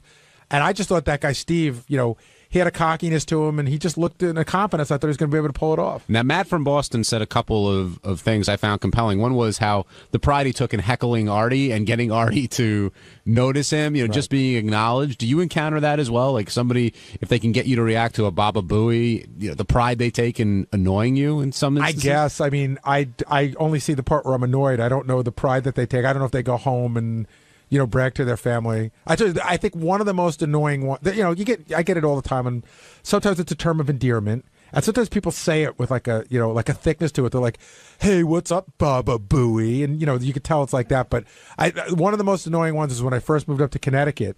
I was in the supermarket, and the guy got on the speaker, and he's like, Baba Booey, third aisle, Baba Booey. And I'm sure he went home and told his whole family, I tormented Baba Booey today. That's so funny. I never heard that. That's very funny. Yeah, it was, and I'm like, I just moved up there, and I was like, God, I'm just trying to get, you know, lettuce and, you know, fucking whatever, avocados, whatever my wife wanted. With the family, or were you by yourself? I was by myself. But that's even weirder because I'm like walking down the aisles, and no one's reacting to it except for me. Like, nobody in the store knows even what that means. No, but the guy who's saying it over the mic sure knows what it means. So proud. So happy. And the other thing Matt said was how big of an Eric the Midget fan is, and he was just thrilled beyond belief to be able to speak to Eric on the phone. How did you think Eric handled those accolades that Matt gave him? Oh, the way he usually does, barely breathing. You know, you could tell, Eric, you're the greatest. I think you're the best. Da da da. 5, 4, 3, 2, 1. The long pause. Good. You know what I mean? Like the guy, he has no feelings. He did apologize to Artie, though. Not to me. He didn't apologize to me. Yeah, I don't think you're getting an apology. Yeah. He did. He should have, you know, listen, he jumped the gun. He crawled all over Artie without having all the facts. That's true. Now, well, I shouldn't say he crawled. He rolled all over Artie without all the facts. Did you think the questions were too easy, too difficult, or just right? It's very difficult for me to judge that because my knowledge, I think, is so extensive that I wonder how much a fan knows. I actually moved some of the questions around. Jason put them together, and I'd taken 2 questions that were in the easy, and I moved them to the medium. But I guess they were sufficient. You know, the way you know you failed on a question is when nobody gets the answer. Mm-hmm. And there was one of those today where no one got the answer. I thought that made it. I mean, it was so. I thought it was calibrated just right, and I think even the fact that there was one thing that everyone missed, I thought it made it kind of interesting. There was, you know, I've been here a long time. There's a couple things I didn't know and a couple things I did. I was impressed. Did you think it was going to come down to knowing Vinny Favale's title in full? I don't know if anyone knows that. That's a great. Even I had everything about it right, except instead of calling him vice president, I called him head. I always call him head of head of late night programming, CBS East Coast. But now, do we know, is he still that? Because that's what he. Yes. Okay. Yeah, vice president, CBS late night East Coast vice president late night programming. Isn't it development or no? CBS East Coast. Late night program. Yeah. They haven't developed anything in 20 years. The East Coast is a kicker, but Steve, on the East Coast. Well, that was the fun part. Yeah, East Coast. Well, Steve though almost had it. He just had director instead of VP, and he didn't have CBS. And Gina was close as well, but she didn't have that full title. That was a good question. Yeah, that question was a killer. Were you worried that Howard was going to run out of questions? They kept getting them all right. Well, yeah, John, you and I were in the back. It got to the point where they were getting them right. And John and I started trying to come up with some good questions just in case Howard said, "What am I going to do?" Because I hate it when he says, "All right, we have nothing left. Let's just split the money." It's a game. You should have a winner. Yeah, and these guys set the bar really, really high. And again, congratulations to all of them. I know we did it once on the show, but which staff member do you think would have done the best on this quiz today? Me. I really do. I mean, I think I go back the longest way, and I have a good memory about it. And I think, in fact, there was one question in there, and it was the only one I didn't know. It was one that we didn't use. Which staff member broke the glass on the Xerox machine while copying his bare ass? I think I know that. Who? Fred. That's correct. That's correct. Yeah. And I didn't know that one. Yeah. Yeah. Do you think you'd do well, Benj? Yeah, pretty well for the years I was here. I've been here. Yeah. Yeah. Right. The problem for you is that there's a huge chunk of time back, NBC, and before I know of because I've assimilated it in. But yeah, there's a lot of stuff I didn't know the years of Bongo. I knew around what years, but that wouldn't have gotten. Those are the hardest questions, I think, when you need the specific year or date. That's really tough. Yeah, for me, Bongo, I put everything to something that's going on in my life. It's the same way I can tell you almost any year of a record, but I sort of remember where I was when the record was. So for Bongo, it was easy because I remember Mary and I had just gotten married, so I knew it was 92. It was easy. Now, if you missed it, here's the big ending where Steve comes so close, but Gina ends up winning Howard Stern Superfan Trivia. What Tom Cruise movie did Kenneth Keith Kallenbach have a scene in before it was cut? The superfans are Ronnie. Steve is the last one to put his pen down. I'm going to go to Matt first. Oh. Matt, go ahead. I said Rain Man. Rain Man is not correct. Steve, go ahead. I originally wrote Jerry Maguire, but I believe it was Vanilla Sky. Vanilla Sky is not correct. Let's go to Gina. Gina? Jerry Maguire. That is correct. You screwed yourself, 25 points. You are a super fan extraordinaire. Wow. Well, Steve and Gina are making out. Matt shaking hands. Steve, I thought you had that one. You had I did have it. What went wrong? You crossed out the right answer. Yeah. You had Jerry Maguire. Why did you cross it out? I just I knew that was Artie's movie. That's too. the same one I got cut out of. Yeah, Yes. but it was the two of them I'm a together. loser. Our hearts go out to Steve, but congratulations to Gina. And a good group of people today. Sometimes when people come in like that, they can be really, sometimes people get weirded out when they meet some of us and they get sort of odd and annoying. These were all super nice people. Nick in Lake Tahoe, you're on the wrap-up show. Hey, guys, how you doing? Hey, Nick, Who what's came up? up with all the questions? Jason. Did you all put them all together yourself, or everybody kind of pitched in on it? What's the deal on that? Jason came up with some of them. I think John pitched in. Doug Goodstein pitched in a little bit, too. Yeah, it was mostly Jason. Jason coordinated it, and then we sprinkled in a couple. Yeah, the hardest one I had was the movie one. Which movie did Howard take his first wife to? Yeah, Besides that, I did really well. I didn't know that one. When I looked at all the questions before, that was one of the ones I didn't know. That's a tough one. That's a tough one. I'm a huge Lenny Bruce fan. So. Hey, that was a great job today, guys. You guys have a good vacation. We'll talk to you. Thanks. Right, thank you, Nick. Let's go to Rob in Connecticut. Rob, you're on the wrap-up show. Hey, guys. Good job today. Real quick, one funny thing I noticed that, given the size of some of the people in there, nobody even picked up on it. When they asked the question about J.D. and the web girl that he was a fan of, the one guy mentioned Cookie Puss, and nobody touched on what Cookie Puss actually is. It's a giant, ice cream cake from Carvel. Yeah, no, we know it's a whole bit with Fred, and we did a whole bit about it, and we just think that everybody knows because it's been played on the air so much. I thought the series of answers to that question was probably the funniest part of that entire bit. It was Cookie Puss. No, one was Pussy Fur. Pussy Fur, the first guy said. Then he said Kissy Fur, which was correct, and then Cookie Puss. Hey, did she ever, I don't know, JD's not, did he actually get her to use the dog on her? I'm not sure. Only JD would know that. And I don't think JD was particularly pleased I heard that question was used. Did you hear him yelling from the back? Yes. He was like, good enough already. I think as different questions went by, a lot of people yelled when it was their question. How did you react about the 80 blowjob one? I just said it's all for the show and moved on, even though I never claimed that.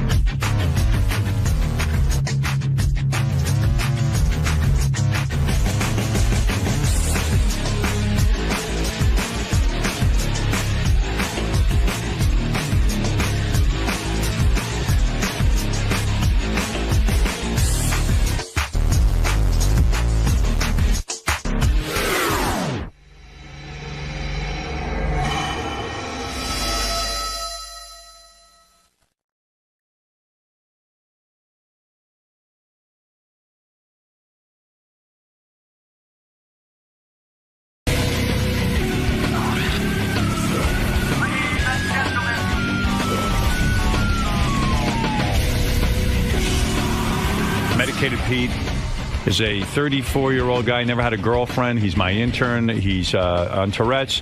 Let's bring Pete in. Where's he coming in from? Come on, Pete. Who knows? Who knows if we can find him? There you go. There he is. Medicated Pete. How you doing, guys? Take a look at the girls. Don't look down He's at the floor. looking down. Poor Pete. He's so shy. What's up, guys? Hi, Pete. That's right, girls. Say hi to Pete. What's going on? Pete. What's up, man? Pete, are you Tourette'ing right now? I'm taking out like it's going out of style right now. You got 3 girls who have seen you. They understand you have Tourette's. They're interested in you. Pete, what are you thinking? Who do you feel the connection with? Out of all due respect to the 3 candidates who are on the show today, go ahead. I give the rose to Dinah.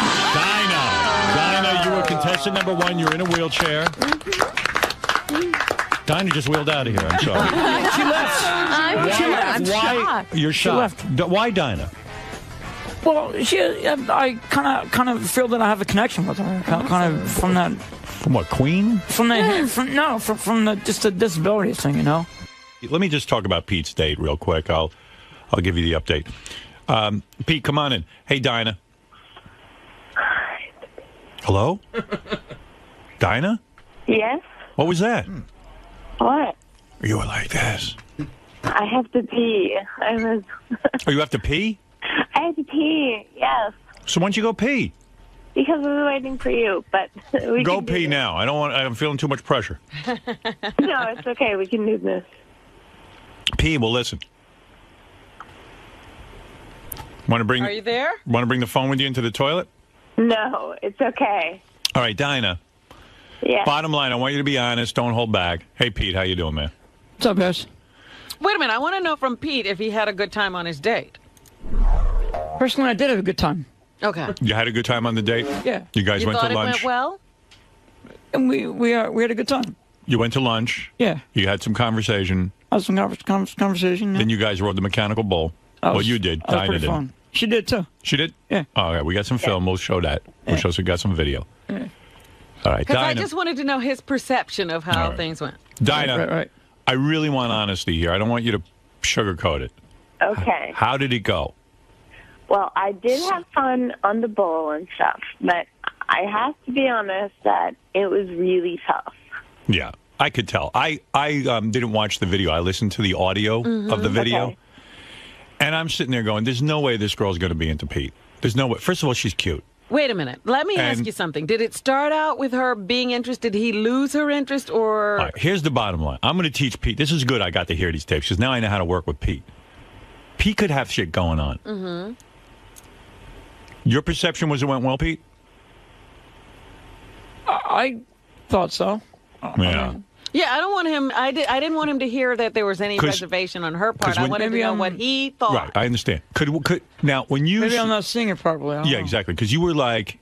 That was a good date. You saw her, you were physically attracted, and I don't blame you. I thought she was cute. And you were feeling even love for her, right? Yeah. Yeah. And you left that date thinking that you were going to get a shot with her again? No, I had kind of reservations. What do you think went wrong? I don't know. I can't really put my finger on it. you know? See, now this is with your prompting. can't He's really now do that. seeing. See, I wanted to know. I understand from what you him wanted to know, but I have that- to cut to the chase. Yes, but I really Yeah. wanted to hear that he thought it was a good date. He He thought did. he had a chance. He, you know. Yeah, he thought he had a shot. Yeah. You thought you had a shot. But I'm telling you, Realistically, no. I mean, it went horribly. I was listening to the audio. It was a terrible date. I'll tell you what, and I'll sum it up for you real quick. Because you haven't had a lot of experience. You're 34 years old. You haven't had a girlfriend. And Dinah, you tell me if I'm right. Okay. You didn't ask her any questions, man. Yes. You know, yes. it's not your looks. It's not your affliction with the Tourette's. You couldn't have been any less interested in her. When you're out with a girl and there are such long silences, you wouldn't believe it. Real uncomfortable long silences. Were there? All Pete had to do was pretend you're the host of an interview show. And here's your subject, Dinah. And you're there to hear everything about her life. Right. All you had to say to her was, Dinah, I'm so interested in your life. So tell me where you were born. Boom. I was born in a small hospital and blah, blah, blah, blah, blah, blah, blah, blah, blah. Okay. But you got to listen. You got to listen because you got to have follow-up questions. And so you conduct an interview with a girl. And this is a great lesson for guys. And it took me years to actually realize this, that it's really not that hard to talk to girls. All you got to do is pretend to be interested in them. Mm-hmm. Pretend? Be interested in them. Here's a girl in a wheelchair who's going to go to law school. So what do you say to a girl? Be some interesting what do you stuff. say, Pete, to a girl who's going to law school? What type of law are you interested in? Ah. You didn't think of that yesterday? Listen, like this. Here's what you say to her. What made you want to go to law school? Were you intimidated by going to law school? What kind of grades did you have in high school? Was this your dream your entire life to be a lawyer? Was your father a lawyer? Anyone in your family a lawyer? What is it about the law that interests you? Do you ever get frustrated that lawyers have such a bad reputation? Dude. This would have been great conversation. Thanks. She would have been putty in your hand. She would have said, you know what? I finally met a guy who cares about me. You hear what I'm saying? What race would you most like to put in jail? Any question would have worked. Something, Artie. But, Pete, you didn't ask her a thing except you rehashed one time. It was getting so uncomfortable. He finally goes through again. What kind of music are you into? Which is what we asked her on the show. You knew already. You should have even said, gee, I thought it was really interesting you're into Queen. Because, I've always wanted to see them in concert. Did you ever get to see Freddie Mercury live? Something. What concerts have you been to? Yeah. You went right back to the same question. What happened? You froze up, dude. I did. Were you interested in her? I did. I was just so nervous. And you choked. It just... You choked didn't on this go one. well. You know what, Pete? When you want something, you have to get over the nerve. Well, not only that, it got so quiet in there. All they were doing is eating. And Pete's, like Not most the guys who are, greatest eater. he's not the Music or greatest anything, eater. yeah. A lot of food flying all over the place. And right, Dinah? Yeah, that's just part of the food date, is the messiness sometimes. But you would have been okay with it if the guy was really a good guy asking you questions. When girls say, I want to only meet a great guy, all they're talking about is some guy who wants to ask him a few questions. Mm-hmm. I'm telling Interested. you. Yeah. All right, I'll play you some of the tape here, Pete. Oh, this is brutal. Painful. Here we go. I'm not so sure if I want to hear it. But... No, it's good for you to hear. Go Because ahead. if I get you another date, you can't blow it like this. Any question, Yeah. like what kind of gravy would you like on your shirt? What? what Yeah. You got, Pete, you ready to hear this? What? I'd rather go like this with chalkboard, but So, Go ahead. Don't you want to learn something? This is the Yeah, of tough course. part of the tough whole part of stuff. learning, Yeah. All right, okay. here we go. Medicated Pete. Let me find Let's what do page. I got you. I listened to it this morning. I had a hard time with this here. I wanted to just give you a hug and say, Pete, this chick was a winner. You could have had this chick out of her wheelchair, laying there in the bed with those wobbly legs spread, and you could have been inside. This is not a girl who, she ain't too particular. Right, Dinah? I have standards. I understand. But no guy's getting into those pants if you don't ask her a question. Conversation. Yeah. Yeah, I could tell. You didn't even give him your number. She did. You got the number? Yeah. I did, because it was kind of an awkward situation. I wasn't sure what to... What to do? Yeah. Yeah. I once gave my number to Charles Manson because of it. It's just awkward. So I said, here. You see, you got the number, but you ain't never. You didn't call her last night, did you? No. No. She's already changed her number, I bet. Email address, too. That's one of those temporary phones. Yeah. How soon into the date did you know it wasn't working, Dinah? Well, at first I was hoping that I could get him to talk a little more, but I don't know, as we kind of walked over there and it was really quiet, I kind of got the hint that, oh, wow, I don't know what to do with this. It was But weird. Dinah, couldn't you help him at all? Could No, you she just- tried. You'll hear the tape. She Yeah, tries. she She tried. really tried. Yeah. Oh, dear. And, hey, I was leaving work. I saw Pete crouched down in the hall with his head down, and Dinah's sitting next to him, and he wasn't saying anything to her. I knew there was going to be trouble. Head down. I should have pulled you aside right then and there, Pete. Right? I should have given you a lecture on how to I was handle getting it. kind of nervous. Is that what happened? Yeah. What are you so nervous about? Because I didn't, I don't know. You thought she was out of your league? No, with the... I don't know. Well, Pete, when What do you you've mean been you don't sitting know? at home thinking about, girls, you've been dying to have a date, right? Haven't you rehearsed this in your brain a million times? Let me ask one question. Yeah. What happened? What do you mean you got nervous? Well, it probably all went back to that staring thing in the hallway with the equipment. When you were staring? And I saw you walk by, so I kind of wanted to not rehash that a little bit, What are you talking about, Howard or the girl? Howard. What did I do? We're talking about the girl. No. Like I said, it all came back to that staring thing when you were walking down the hall, Yeah. So I was. I don't know what you're talking about. All right, here we go. Here's Medicated Pete's date.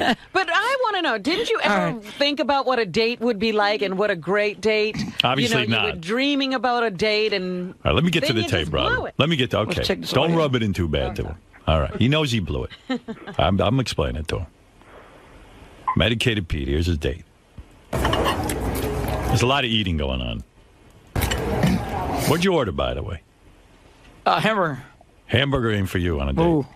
What you got to order is a glass of water. Tea. And tea. Tea and water. That's your meal. Not You even should get soup. a pedophore. All right, here we go.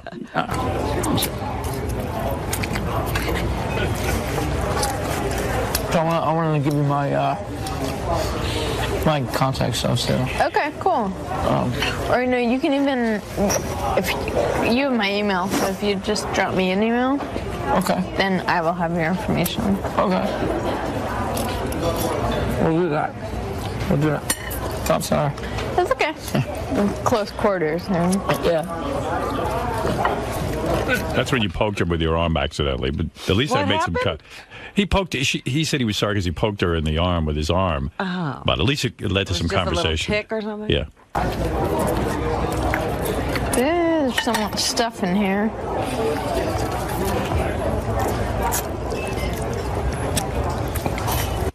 So yeah, I mean it was like that. Like she's eating and trying to get something. So here's some more. Howard, Yeah. I mean, this is making me sad to say. I think Pete's near tears. Oh, are you? Oh, Pete, you are? Oh, no. Oh no. Pete, I'm going to get you a girl. Don't worry. This is a good. This was the warm up. I was Oh dear. You're going to be fine. Come on, I mean, well, I mean, I don't know. Yeah. I know the whole conversation, but You choked on But I it, guess not that's all. yesterday. Not yesterday. All right. Are you laughing or crying? If you start crying, I'm stopping this. I'm laughing my ass off. Oh, okay. Good. I mean, So only once again, Gary read the situation all wrong. only just because I'm like, No, we You all are did, sad. Howard. The TV guys too. Oh, okay. Well, I'll stop talking about it. I don't want to make you feel No, bad. I mean, Pete, do you want to learn? I feel better though. I want to learn from this. Come on, Rob. Wouldn't you want to hear every shit date you've been on back on tape? If you want, I'll bring JD in to make you feel better. This is good. In front of millions of He's people. worse on dates than you. This is good though. JD's like this. I've been on dates that make this look like fucking Cinderella and the Same Prince. book. No, come on. At least you're better off than JD. Right. JD's like this. I don't care. Whatever. I don't know. Listen to me. I got the solution for you. I'm going to fix you. Don't worry. This is going Do to you have a think happy there's ending. no chance with Dinah anymore? Oh, no. The Dinah's gone. You don't want another date, Dinah? I could not do another date. It was a lot of work trying to, Yeah, she did. keep the conversation going the whole time, and right. I just don't think I could do it again. I hear you. Dinah just put a faster motor on her wheelchair. Yeah. She got out of town here. Do you have roommates or? No, I actually living at a home right now. Oh, okay.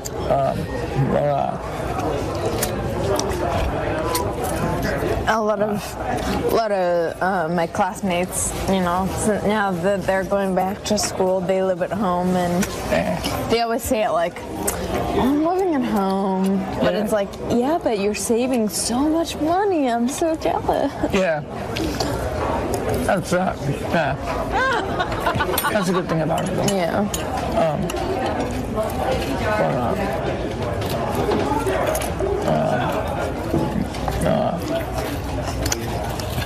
Do you get along with your parents? I do. That's good. What? That must have been some burger. Let's put it this way. It ain't. That was tiring listening to it. I want to just go lay on the couch now. It isn't exactly The Bachelor. Oh, Pete, what are you thinking? Listening to myself No, is I actually horrifying. living at home right now. Oh, okay.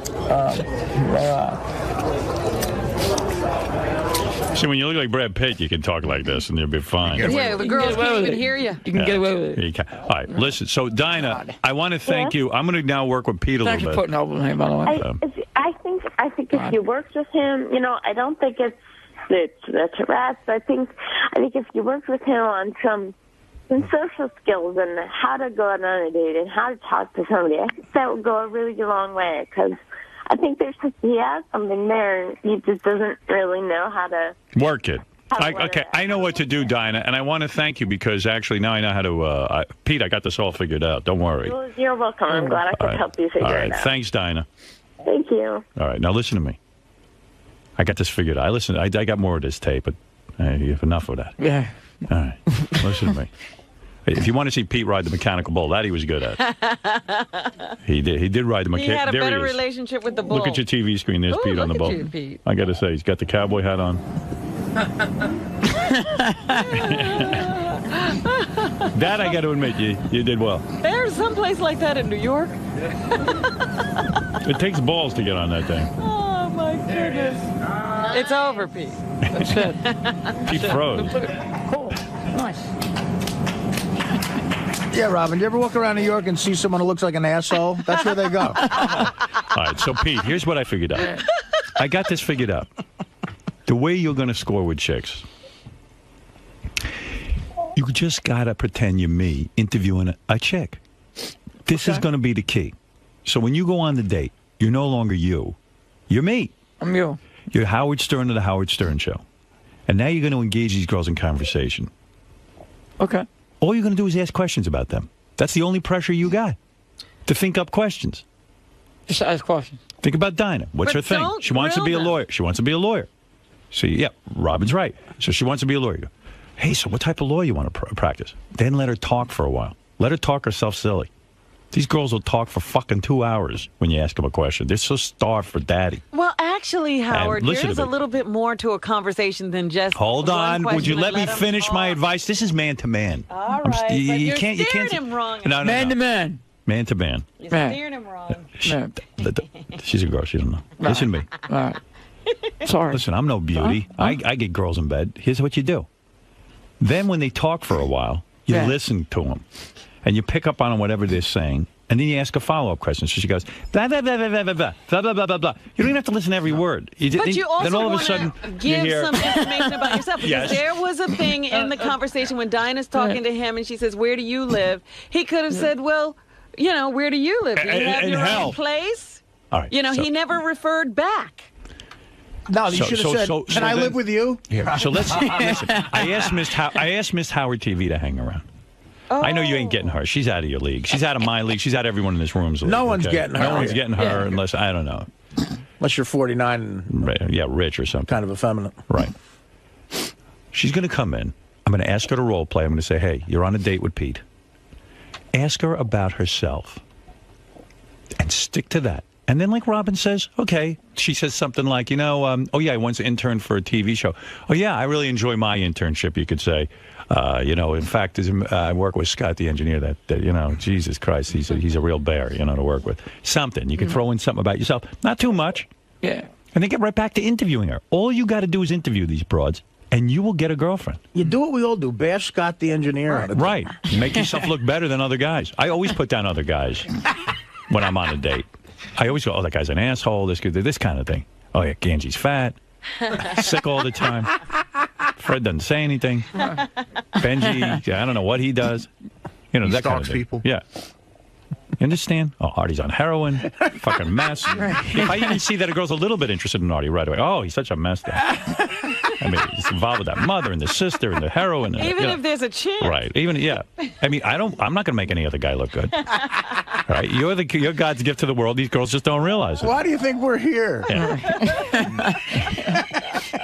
You understand what I'm saying? I understand. So when she walks in, become a new man.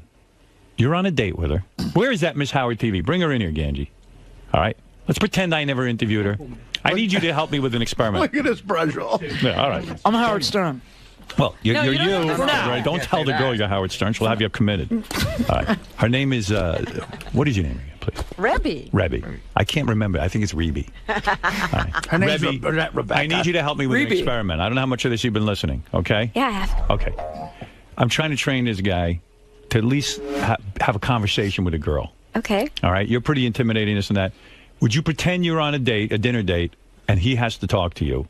Sure. All right. Thank you. Okay. Okay. Hey, Pete. Reby, how you doing? Rebby, how are you? You're very beautiful, by the way. Thank you. That's very sweet. You're welcome. So what made you get into this penthouse thing? I've never done penthouse. All right, give him a chance. He's warming up. This is all new. Go ahead. I've done Playboy though. You like this whole modeling career then? Yeah. Yeah. Pretty much. What made you want to do it? I thought that modeling was a way to be able to travel. I really like traveling, so. I'm no freaking model, I can tell you that much. So I have to give you credit for that. That's okay. I'm sure we'll have other stuff in common, right? Could be. Well, what do you like to do? Kind of interesting, you know. I'm kind of a guy who likes to chill out. Go look at sporting events and stuff, and listen to music. Just ask her questions. Now you're getting caught up in you, and that never goes well. Yeah. You have nothing going on. So what do you like musically and stuff? I listen to a lot of classic rock. I like Queen and the Beatles. Let me ask you, why are you always asking about music? Yeah, that's just one question. Forget the music. And I know you like YouTube. Listen, I got to play a piece of his date. Hold on a second. I got to interrupt. Listen, again with the music. Every minute with the music. Listen. Yeah. This eating ain't pleasant. He can learn how to chew with his mouth closed.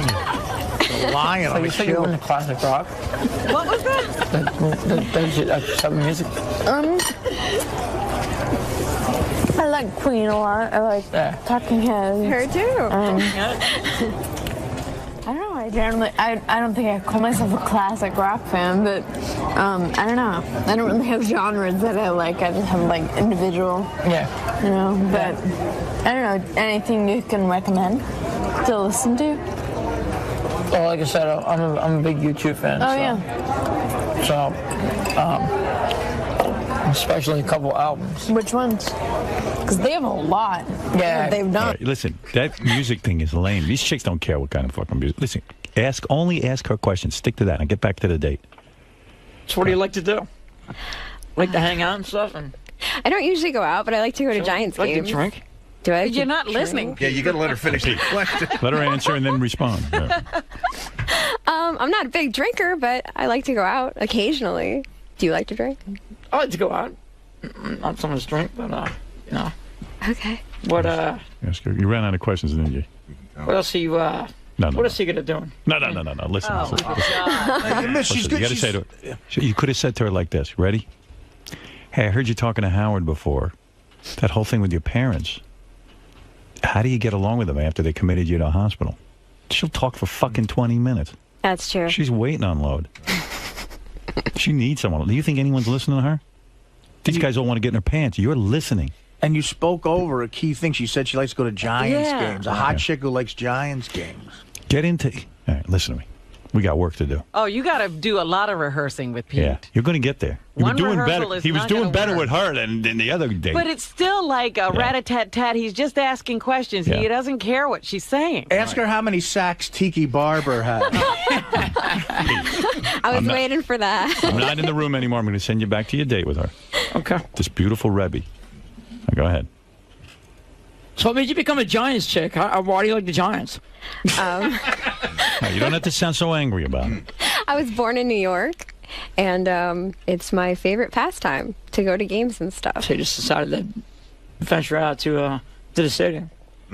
That's pretty cool. Thank you. That's pretty cool. So why were you in a Looney Tunes bin? Why the fuck are you into the Giants? That's pretty cool. Pretty cool. Why does your mother think you're nuts? It'd be kind of cool if she actually agreed to go out with you after this. Pete, But it ain't happening. what I are don't you really interested in? think. Yeah, what do you like to ask girls about? You interested in her at all? Just about them, you know, about like what you know, You know, here you are. You're a lonely guy, right? You finally got a girl. Let's ask her a few questions. Yeah, what do you really want to know? You got big tits? Well, looking at me, is there anything that makes you curious? That Oh, jeez. hey now. Oh, yeah. Man, are you kidding? I'm real curious, I'll tell you that. Pete would be like, can I touch you? Are you real? Pete, all I'm saying is you got to give this some thought. Yeah. I think you're on your way. These girls are telling you you're not hideous. They're not saying it's your looks. They're not saying it's your Tourette's. It's you. They're saying you're not asking me questions. I figured it out for you. Now all you got to do is pretend to be like a lawyer, and they're on the witness stand. Ask them a couple of questions. No, that's what he's doing now. But he's got to listen. See, that's Nobody the thing. wants to be interrogated. It's so hard to listen to a chick. It is. Just That's concentrate part on of what it, I'm saying. dude. Part of the exercise is today, because I'm going to set you up with another girl at some point. I'm going to. Okay. Don't lose faith. We're getting you laid. But you got to be prepared the next time. That's why I'm having you practice with Rebby here. You're doing good. But No, really, he's not. Be what honest is- with him. What is I'm not it? doing good. You're You're not doing looking good. at Rebby. What's the question you want to ask her? Yeah. Look at that girl. What do you want to ask her? You shave. No. What's it like being perfect? It's like, But that's a good question. What is your question, Pete? So What's is- your do you- question? Say what's it some- like being you? I mean, how do you go about your daily life being so attractive? How about saying this? That's a good question. All What's right, a good. day in Okay, my all right. I'm life? sorry. I didn't mean to step in. Yeah, okay. Yeah. Okay, well, a day in my life, I usually get up, check the internet, practice my piano, probably You take. good at piano? Yeah, I actually play piano. What do you like? I play classical piano. My favorite composer is Chopin. Cool. Thanks. Don't say cool so much. Just say Chopin. How's a girl like you learn about Chopin? How does somebody like you get into classical piano like that? Now you sound like a human being. Yeah. That's pretty good, yeah. Or well, maybe you'd even like to hear her play. That's Yeah. pretty What would make you What's your want to do favorite that? Chopin piece? You seem Maybe like maybe I could beat off while you play Chopin. you seem like Do the you play in social the type. nude? You don't seem like the girl who sits inside and plays guitar, piano. That is why piano. Oh, well, my parents enrolled me in lessons from when I was really young, and I actually went to the Fame School, and I wanted to go to Juilliard and pursue music. You look pretty smart anyway, so it looks like you can do that sort of thing. What? Pete, She understood that? Wow. Ask her if she likes. better. Ask her if she likes a 13-inch hard cock. No, stop it. Now you Just can kidding. beat All him. right, all right. Might have, Pete, I got to tell you, take that why out of your Yeah. vocabulary. Yeah. Now, why is a challenge? Why Chopin? No, Take the why. Yeah, stop asking people why they do things. Tell her you have a piano up at your apartment and you want to see her play it. And then try to find some guy with an apartment with a piano. Loan it to you. No, listen, if Ask you her if she likes being stared at. if you could sit through her, That's another one of my problems. by if the you way. could sit through her playing the Staring. piano, man, you're in. All right, listen, Pete. Already you've improved 50%. I think so. Yes, compared to that date, you've improved 50%. By the time you're doing your next date, I'm going to have you up to 100%. Who else can we have him practice with? I'm gonna do a couple of easy ones. Yeah. Next person you're gonna practice with. This is on tomorrow's show. You're gonna act like you're on a date with Wendy, the retard. Now the reason I chose her. That should be a slam dunk. It'll be a slam dunk. That's She's gonna be the appreciate easiest. anything. Yeah. This is an easy one. That's gonna be easy. Then I'm gonna stick you in a room with Lisa G, who loves to talk about herself. She might be too hard. Like. No, she's easy. Really? You ask Lisa anything, she She'll can talk just for go. an hour. Yeah. You know. And I know you might actually even get Wendy the retard. But you might need to take no dose. But I'm telling you, Reby's tough. Rebby is tough because, you know, she's kind of intimidating. You know what I mean? exciting. Yeah. I mean, look, none of us are big shots here. We'd all be nervous talking to this Yeah. chick. And you did all right you with her. gotta know how to do. Yeah. And she's actually like if Very it was sweet, yeah. Right. She's a giant fan who's into Chopin piano. She's giving you a million ways to Right. ask about herself. Chopin. How did you? Juilliard. You just say, "Oh man, how do you? Did you took formal training? How long? You know this kind of stuff." Right. So She's gonna fall Yeah, in you love could with even, you. I don't know that much about the classics, but you know, it seems hard to play that stuff. I'd love to see you play. Yeah. And then you got to sit through her playing. That's gonna suck. Hey, look at her. He'll be able to do it. Yeah. He's a music fan. I can tolerate. Yeah, you could tolerate sitting there listening to that music. Absolutely. Right. Chopin, you could say Chopin's my favorite vodka. Yeah. I know You that know what? guy. Ask He her if makes she a good likes. vodka. Ask her if she likes guys who go to dinner with her and chew with their mouth open. Yeah, I got to work on that one. Yeah. Thank you, Rebby. All right, thanks, y'all. Thanks Good for luck, helping. Pete. See you later. Okay. Ooh. Ooh. Bye. Can I pretend to be on a date with Rebby? Thank you. Pete, you just got a kiss. I knew it. Just because you acted interested. I like it. How about that? Yeah. How about that? She liked it. Do you think? Did you just come in your pants? Get through I to did you? not. All right, good. I did not. Did any of this get through to you? Are Yes. you hearing what we're saying? He's got it. It did. Like shit through a goose, Robin. No, I actually. All right. Tomorrow I'll have you interview Wendy. You know, you'll talk to her. You'll pretend you're on a date with her. You're not going out with her. And then Lisa G. And then you're going to be ready. Then we're going to set you up on a date, and you're not going to blow it. Oh. You just need practice. You've been rusty. It wasn't the fact that I had Tourette's at all. No. Zero. That has not been holding you back. I now figured out what's holding you back. I mean, You. that's good news, right? That's Not- good. not Tourette's. I mean, sure. Yeah. I can think Quick, myself. I'm a hot chick. You're on a date with me. Ask me something. What's up? What's going on? Oh God. No. Hi. Hi. How are you? That's rough, man. I saw you riding the mechanical bull over there. Looked like you wanted to say hello to me. You're so beautiful. Thank you. You know? Thank you. Why do you want to talk to me? Oh God. Oh. Okay, listen, Pete. I'm gonna do the harmonies. I get that Y thing again. Yeah, Yeah, Ralph, go ahead. And then Yucko's coming in. Go ahead, Ralph. Yes. I have some advice for Pete. I think while he's still working over there in the Howard Stern show, he should stock up on porno because he's not getting laid. It's a lost cause. What's with your voice? He's sick. Is he sick? Yes. Yeah, a little. I don't know. I don't feel sick though. I don't know. I keep. I don't know. Whatever. Stay But quiet. really, Pete, how do you blow it with a chick in a wheelchair? I mean, that's almost impossible. I know, man. It's all right. He blew Kicking myself But now. what happened between? Seriously, what happened between? You were on the show. You were all amped up. You're handing out roses. You were sort of fun and stuff, and then you completely shut down on the date. I froze up, man. He froze up. You can't give a guy a hamburger. Well, yeah, you know how's what, he too? going to get unfrozen? You know, Howard, when you're sending this guy out on a date, send him out to a bar and drinks. I mean, who gets laid with eating a hamburger? Well, Ralph, the girl had to go back, and we had to get it taped, and so he got a lunch. Who knew he didn't know how to eat? Yeah, but, you know. You could pretty much tell. come It should be on. a martini lunch. No, but Yeah, from now on, you just drink. That audio sounds like when like on the Animal Planet, like lions make a kill and they're You don't even know. I mean, some of it. they're eating a wildebeest. Ripping at the shreds. All right. Don't eat. Drink. That one episode where the lions take down an elephant. Some of that conversation was brutal. Yeah, preferably have the girls drink. Yeah, you need them to drink. We have something in common, you know? Mm-hmm. With having like a disability and something like that. Right. So I think we can relate to each other, you know? You know what I'm trying to say? Yeah. I definitely understand. And I also just got enchilada sauce all over me.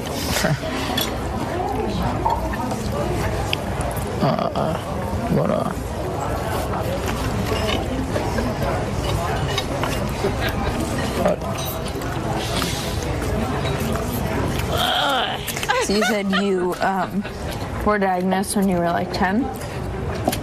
10 years old, yeah. Wow. Yeah. What did you think about it then? Was it hard or did you not really? Nobody really knew what it was. Yeah. So, yeah.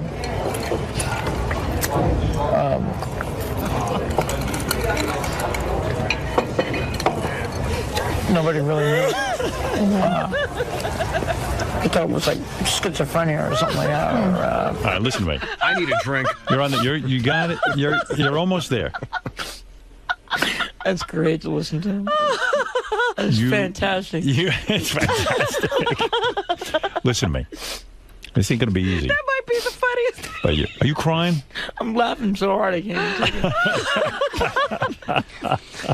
The missing thing is booze. That's so great, man. Pete, listen to me. Oh God. You are a charming guy. I love you. I want to see you get. I do. I've really learned to love you because when you first came here, I didn't know you. I didn't know what the fuck your story was, and then I got to know you, and I love you. You are a charming guy. You just got to have some confidence. What is your evidence? And what did you say, Robin? I said, what is your evidence of that? What did she say? What is your evidence of that? As she's twirling uncontrollably. Oh. What do you want? Sal's got advice? You can't be. I think I got something good. How about we give Pete an earpiece and feed him the lines? No. He's got to learn to fly on his own. Impossible. He's got 2 broken wings. Cyrano de Bergerac over here. Put him in a cage? All right. Listen, No, Pete. really, you're telling Pete he's a charming guy. Where is your evidence? Because I've talked to Pete on the show, and I know he's a good guy. And he is going to... We heard the real Pete. There is a girl for every guy. Pete, tomorrow you're going to be on a pretend date with Wendy the retard. We're going to start out slow. You're going to ask her a couple of questions. That's going to be... You talk to her. Okay. That's all you're missing. It wasn't your Tourette's and it wasn't your looks. That's the good news. That's the good news. Her interests will be different than Rebbe's. Right. Yes. Yep. That's okay. All right. What do you like doing? It was a first date. Can I make another suggestion, Howard? Don't keep asking what kind of music she likes. I hate to say this, it sounds a little scummy, but you got to lie your balls off, too. That's you right. gotta bullshit. Absolutely. Sal's got it right, Pete. No girl would be with me if they knew the real me. You gotta lie your balls off. Right. And they believe it. Is that what you got to do? Yeah. Yes. His wife knows He is the real right. him now. Yeah, look at his poor now wife. His She's wife, trapped. his wife married him. He got the real Sal now, and she wants to fucking kill him. She can't get out. Right. Look at Benji. Benji gets laid, right? Yeah, Benji gets laid. You're better looking than Benji.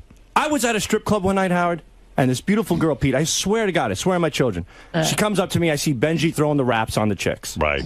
All of a sudden, this beautiful stripper comes up to me, and I want to brag on Benji's behalf. I even want to bullshit for my friends to get him laid.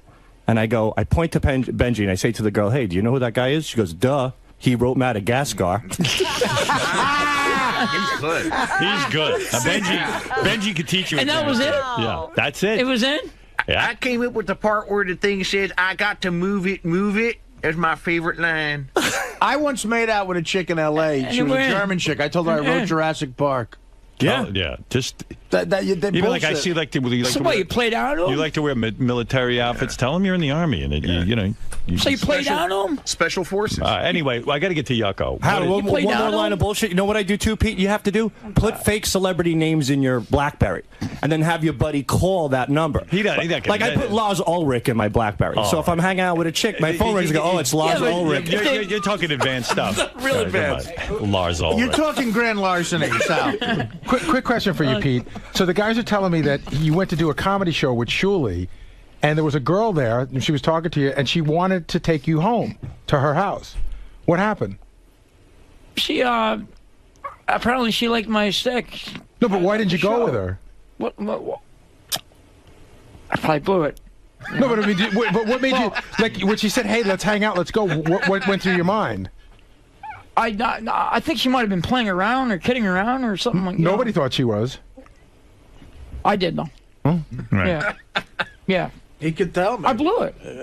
Maybe not. Maybe you saw something there. He said he was afraid to go to a stranger's house, but Well, you want to know what? That's understandable. Get over it. Exactly. You got to get over it. You're gonna have to go to some stranger's house at some point. No, but Where do people get laid at strangers' houses? Totally. I've gotten laid at I've met people and they were total strangers, and I gotten laid at their house. You ever go to a house and you were afraid if you were ever going to get out alive? I never thought about it. On the road, he's got a point. Like, I've gone to houses with chicks on the road, and they're like, that's my boyfriend shining his gun. By the way, Pete, you're not alone. I mean, even Yucko can't get laid at all. And he's here. And he's got a clown outfit. He's happy. Yeah, look at his handicap. Right. All right. So anyway, you'll be all right. You've got to learn to ask questions. That's it. And you will be on the road to getting laid. Okay. That's my advice. All right. I see it as a positive. I will take that and. All right. Yeah. Thank you, Pete. You know, it's a good bullshit when she says Chopin makes it. You go, mine is Stravinsky or something. Like, when you do the pretend date with Wendy the retard, first question, what's it going to be? Why are you the way you are? No. Why again? Too vague. Why? Too vague. Why? You think she's retarded? She Hey, can't I heard. What are you into? What are you interested? No. You go like this. Hey, Wendy. I heard on the show you like to stick tomatoes up your ass. Oh, God, help. Why do you like that so much? See, That's crazy. That shows you know something about her. Howard, why are you? You're going to keep him from ever getting laid. No, I'm not. You are. What's it like when the tomatoes in your ass? does your bush have any shit in it? Yeah. Don't listen to them, please. I know that Wendy's nobody to practice. I hear your enormous bush sometimes gets shit caught in it. By the way, Pete, you're getting advice from guys who never get laid, so don't... Just I'm in realize. good company. We just think we're a little better than you. Dude, Not much, but a little better. We're on the radio. Yeah. No reason I get laid. I got this job. Trust me. Get us laid. I wasn't getting laid either. But guess what, Pete? You're on the radio. Yeah. So now you got something going on. Right. All we got to do is tune you up a little bit, and you'll be getting laid. Slight tune up, and you're there. Okay? You hear what I'm saying? I'm actually kind of impressed that none of this is about my Tourette's. This is cool. Tourette's isn't your problem. You have other problems. Because listen, quick, 2 seconds. I've had this problem all my life with the Tourette's getting in the way of everything. So this is cool that I'm actually looked at as being like a normal guy. That's awesome. Honestly, I'm not even sure you have Tourette's. It doesn't seem like you all that much of a Tourette's. You don't yell out dirty words or anything. It could be a lot worse. Yeah, you could be one of those maniacs who yells out the N-word when you're in a room full of black people. Could be, yeah. Yeah. So, you ever see these guys? A guy walks in a room full of black people and says, nigga. That's sallow. I mean, that's crazy.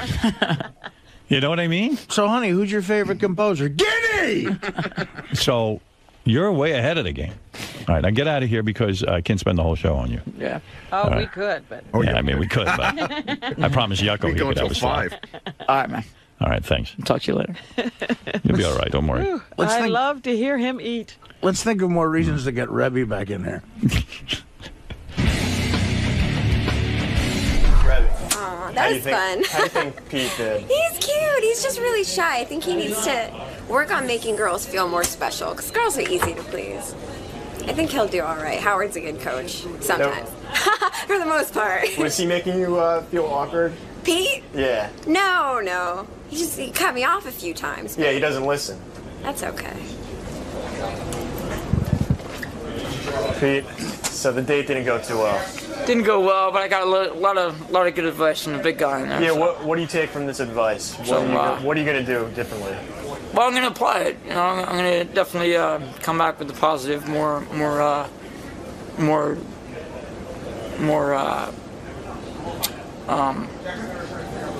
aggressive, What about lying? They suggested lying. Suggested lying as being part of it, and I'll take that. I'll take that into account too. And now you I'll practice. definitely bullshit some stuff, and I'll see what I can do. You practiced a little bit with Rebby. Did that help boost your confidence at all? It did. I'm a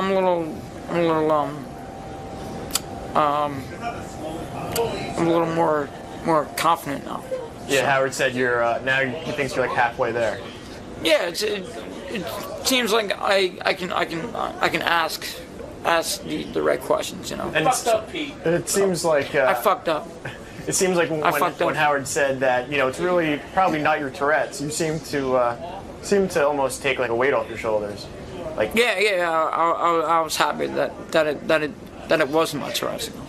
So that was actually something else. So it's not the Tourette's you have to work on. It's just you got to come out of your shell. Yeah, and I think I think there's a chance there. And you have some more. You have another practice session tomorrow. Yeah. With Wendy. Yeah. So we'll see tomorrow how that goes. Practice makes perfect. Yeah. All right, man. I wish you luck. Yeah. No problem, man. No problem. This is Medicated Pete, and I'm about to embark on my date. So. You ready to go? Peace out. Let's go. All right. I'm just taking a stroll down Manhattan, and beautiful day out here today. It's kind of cool outside, but But it's nice for November. Yeah, it's actually nice out. It's not too cold, so working out. In Philly, it was like 70 degrees yesterday. Thank you. You gotta. Yeah. You good? Thanks. Yep. All right.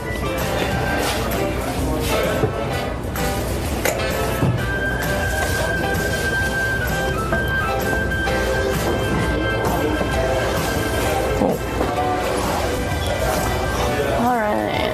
All right. Thanks. You're welcome. you go. Thank you. And there's our drink menu as well. Enjoy. Thank you. Thank you. You gonna get the monster burger? I think so. Oh. Yeah. Is a half pound a lot? I don't know. I guess like quarter pounder is what. It is a lot. What you already always hear at McDonald's and stuff. It is a lot. I don't know if I'll be able to finish it. I guess that's why they call it the monster burger. But, yeah. Cook at all? I'm not a big cook. How about you? I'm a huge cook, but guys never are. So it's not just you. It's everyone. I'm a huge cook. Sorry. That's okay. Like I said, I think I met like one guy who liked to cook ever. So yeah, I'm not too much into cooking. So, yeah. So but yeah. How long have you been skiing? About 20 years. Oh my goodness. Yeah. So, long time. Yeah. It's cool. Yeah. Yeah.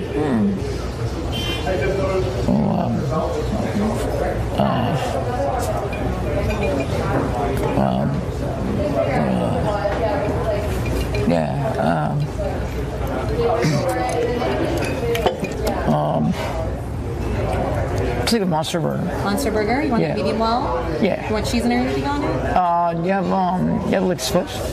We have pepper jack or American or cheddar. American's in. Okay. Yeah. We talked about some sort of vegetable thing because I'm vegan. So. Okay. Do you want the vegetable burrito? Yeah, I think so, except with none of the sour cream cheese. Okay. Sure. Anything dairy. You got it. I went to a huge school and I really enjoyed it, but now that I'm in the smaller environment of law school, I like that a lot. Yeah. So. Yeah. But I think when I was coming out of high school, I just wanted to be like anonymous for a while, you know? Yeah. Yeah. But Man, this is giant. What's up? This is giant.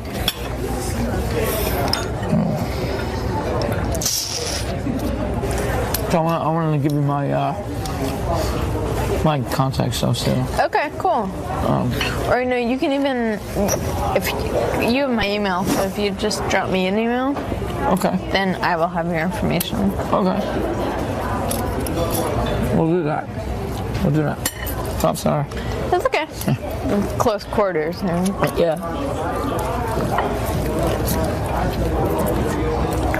Do you have roommates or?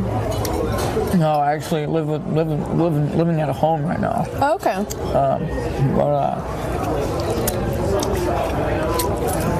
A lot of my classmates, so now that they're going back to school, they live at home, and they always say it like, I'm living at home, but it's like, yeah, but you're saving so much money. I'm so jealous. Yeah. That's yeah. That's a good thing about it, though. Yeah.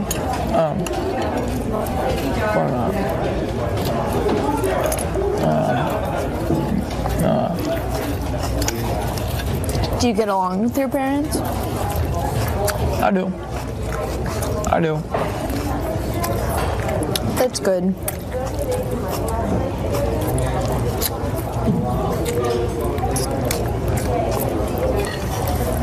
So you said you were into classic rock? That's your type of music? I like Queen a lot. I like Talking Heads. I don't know. I don't think I call myself a classic rock fan, but I don't know. I don't really have genres that I like. I just have like individual. Yeah. But I don't know. Anything you can recommend to listen to? Well, like I said, I'm a big YouTube fan. Oh, so. yeah. So, especially a couple albums. Which ones? Because they have a lot that they've done, right? Yeah, but two of my favorite albums are Joshua Tree and Oxygen Baby. Hmm. Yeah. probably two of their better albums. Okay. Is there like stuff from those that I would recognize, like songs that I would know? Yeah. Yeah.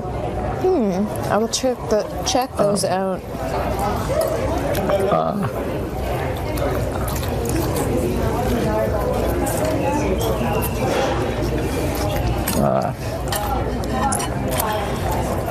Think you're gonna finish it?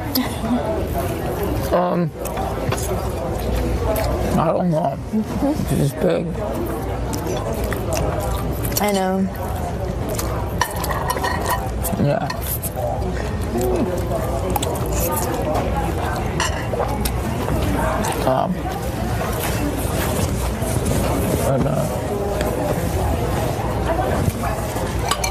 Yeah.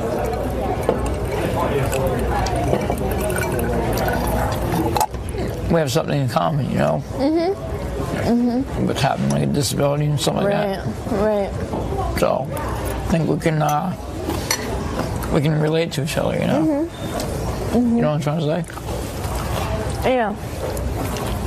I definitely understand. And I also just got enchilada sauce all over me.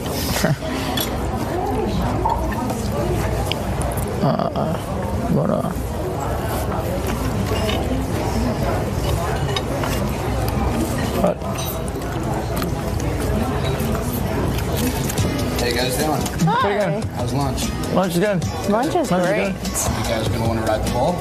I think so. All right, well, when you're done eating, come on over and we'll get you all set up. Oh, man. All right. Oh, wow. I think this might have been a better idea before we ate. You've done this beforehand. Yeah. Well, I don't know. I want to give it a try. So. It's gonna be flying around the bowl. I know. Oh, man. Well, let me know when you're ready to try it out. Yeah. I guess,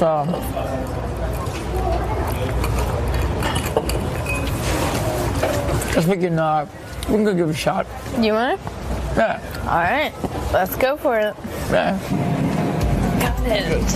Okay. Yep. I think so. Just. Can you scooch up on the saddle at all? I can try. Oh, yeah. Hold on. There you go. Yes. You can obviously hold on with two hands. Okay, that would be. If you want to ride a real rodeo, you yeah. hold on underneath. That might not work well. So that's one way to try it. Okay. All right? All right, thank you. And if and when you decide to fall off or bail out. Decide, yeah. Well, I'm not going to throw you off. Okay, thanks. If and when you decide to bail out, just fall normal. All right. Okay? Okay. See how this one looks on. All right. I'm going to mess up your hair. I know. That's pretty good. All right. All right. Take your word for it. Bull Rider, are you ready? I am ready. I can deal with this. Right? I'm doing good.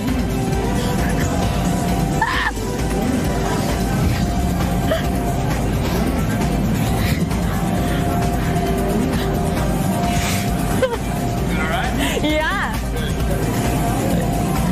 I don't think I could do one-handed.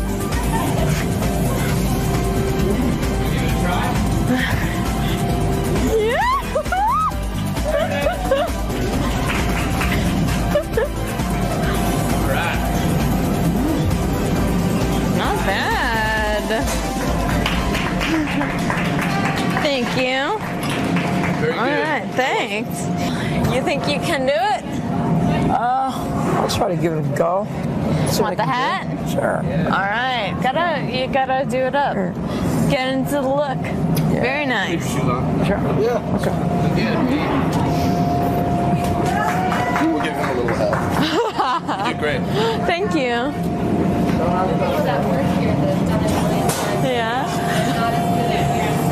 All right. Thanks. Am I holding on to something or what? Yeah, there's a little strap. Fuck. When the bull head is up, you lean in. When the bullhead is down, you lean back. That's it. When the bullhead's up, lean in? What's that? When the bullhead's up, lean in. Yeah, when the bullhead's up this way, I'll show you. We'll go real It slow. kind of makes sense. I'll guide you. You'll be all right. Yeah. Bull rider, are you ready? Ready. All right.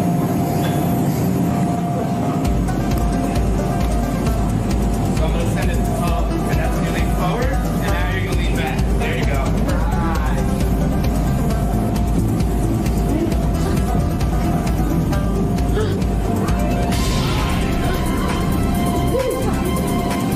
You okay? Try one hand. There you go.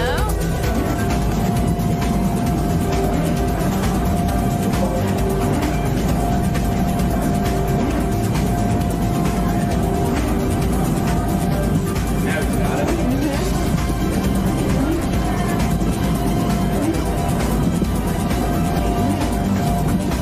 There it is. Nice.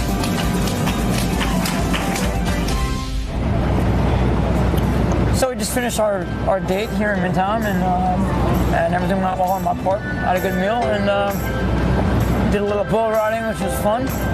And did you have a good time yourself? I did. It was good. Did you have fun? I did. I did. All right. I did. It was definitely cool. Definitely cool.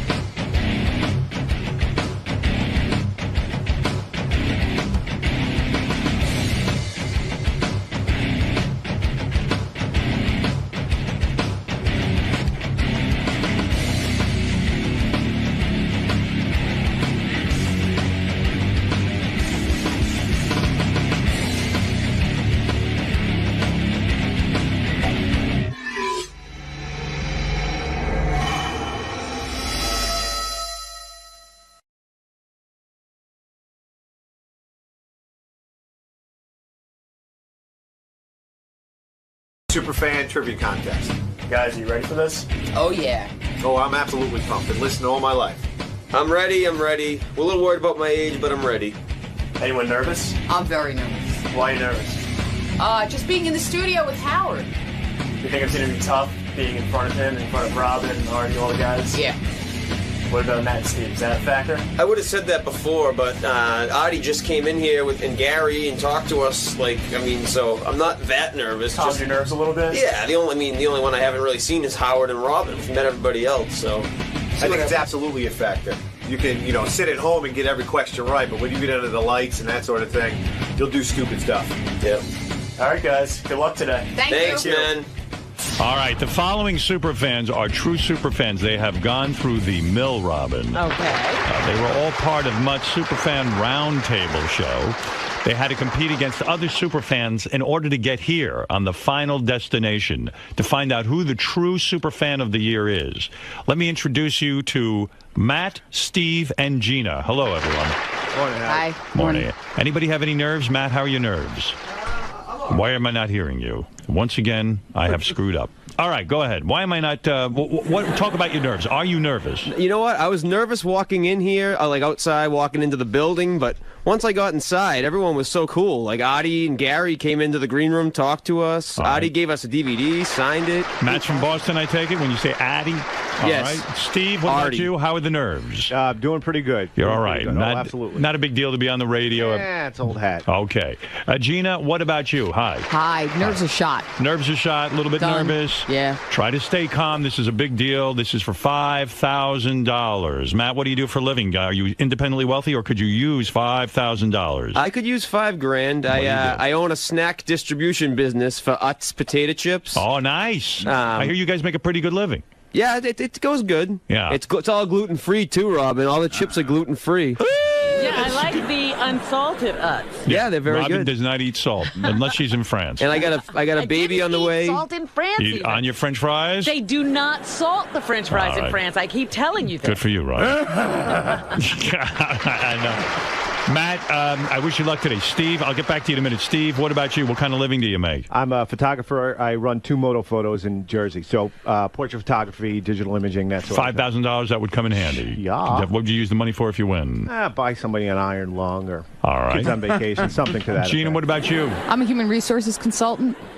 You make a lot of money? Not in this economy. $5,000 is going to be a nice little prize. Gonna help a whole lot. I want to thank our friends at Beck's Beer for the $5,000 prize, and let's find out a little bit about our competitors. Matt, you went on Mutt Show how many weeks, months ago? It was like a month ago, and I got on against another guy, and I kind of lucked out because the other guy got a bunch wrong, and I got like 4 right. I see. So you did okay. Yeah, I good enough to win. Good enough to win and be qualified for this super fan contest. Yep.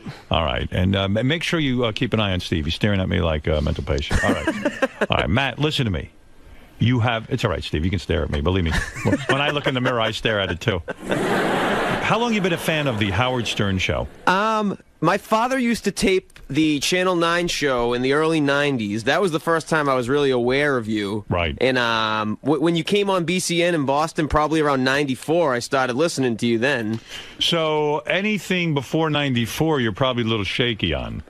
Most likely, but I mean, a lot of stuff you have talked about over the past 10 years, so, you know. Steve, when you hear a guy started listening in 94, what does that indicate to you? Is he an easy opponent? I laugh at him. You do. When did you start listening? I've actually been listening since NBC. NBC years, wow. Literally in the past 15 years, I think I've missed 1 show. 1 show? Yeah, maybe 2. Gina, do you laugh at a guy who's only been listening since 94, or are you in the same boat? No, I've been listening since WNBC, since you came to NBC. So you have a real distinct advantage over Matt, don't you? I do, but I'm very nervous. Matt, what's the problem? Your headphones not working? It's going, I can hear you in and out. Yes, well, that's what usually happens around here. Scott's been setting up for about 2 months, and I don't want to get him in trouble. And there's always a problem. All right, let's get back to you, Matt. I hope this doesn't distract you too much, even though everyone's working on your headphones while I talk to you, but the show moves on, as you know. It's a very professional show. Is that a little better on your headphones now? Yep, so far, so far good. Okay, good. All right.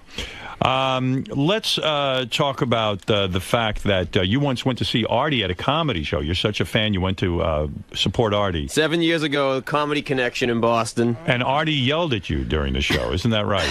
Yeah, I was drunk, and it was right after that Tiger Woods bet that he made, where he bet $5,000 Tiger Woods wouldn't win. Right. And I kept yelling out Tiger Woods. I was being annoying. I yelled out Dirty Work. I yelled out Mad TV, and then you were like, dude, it was funny the first time.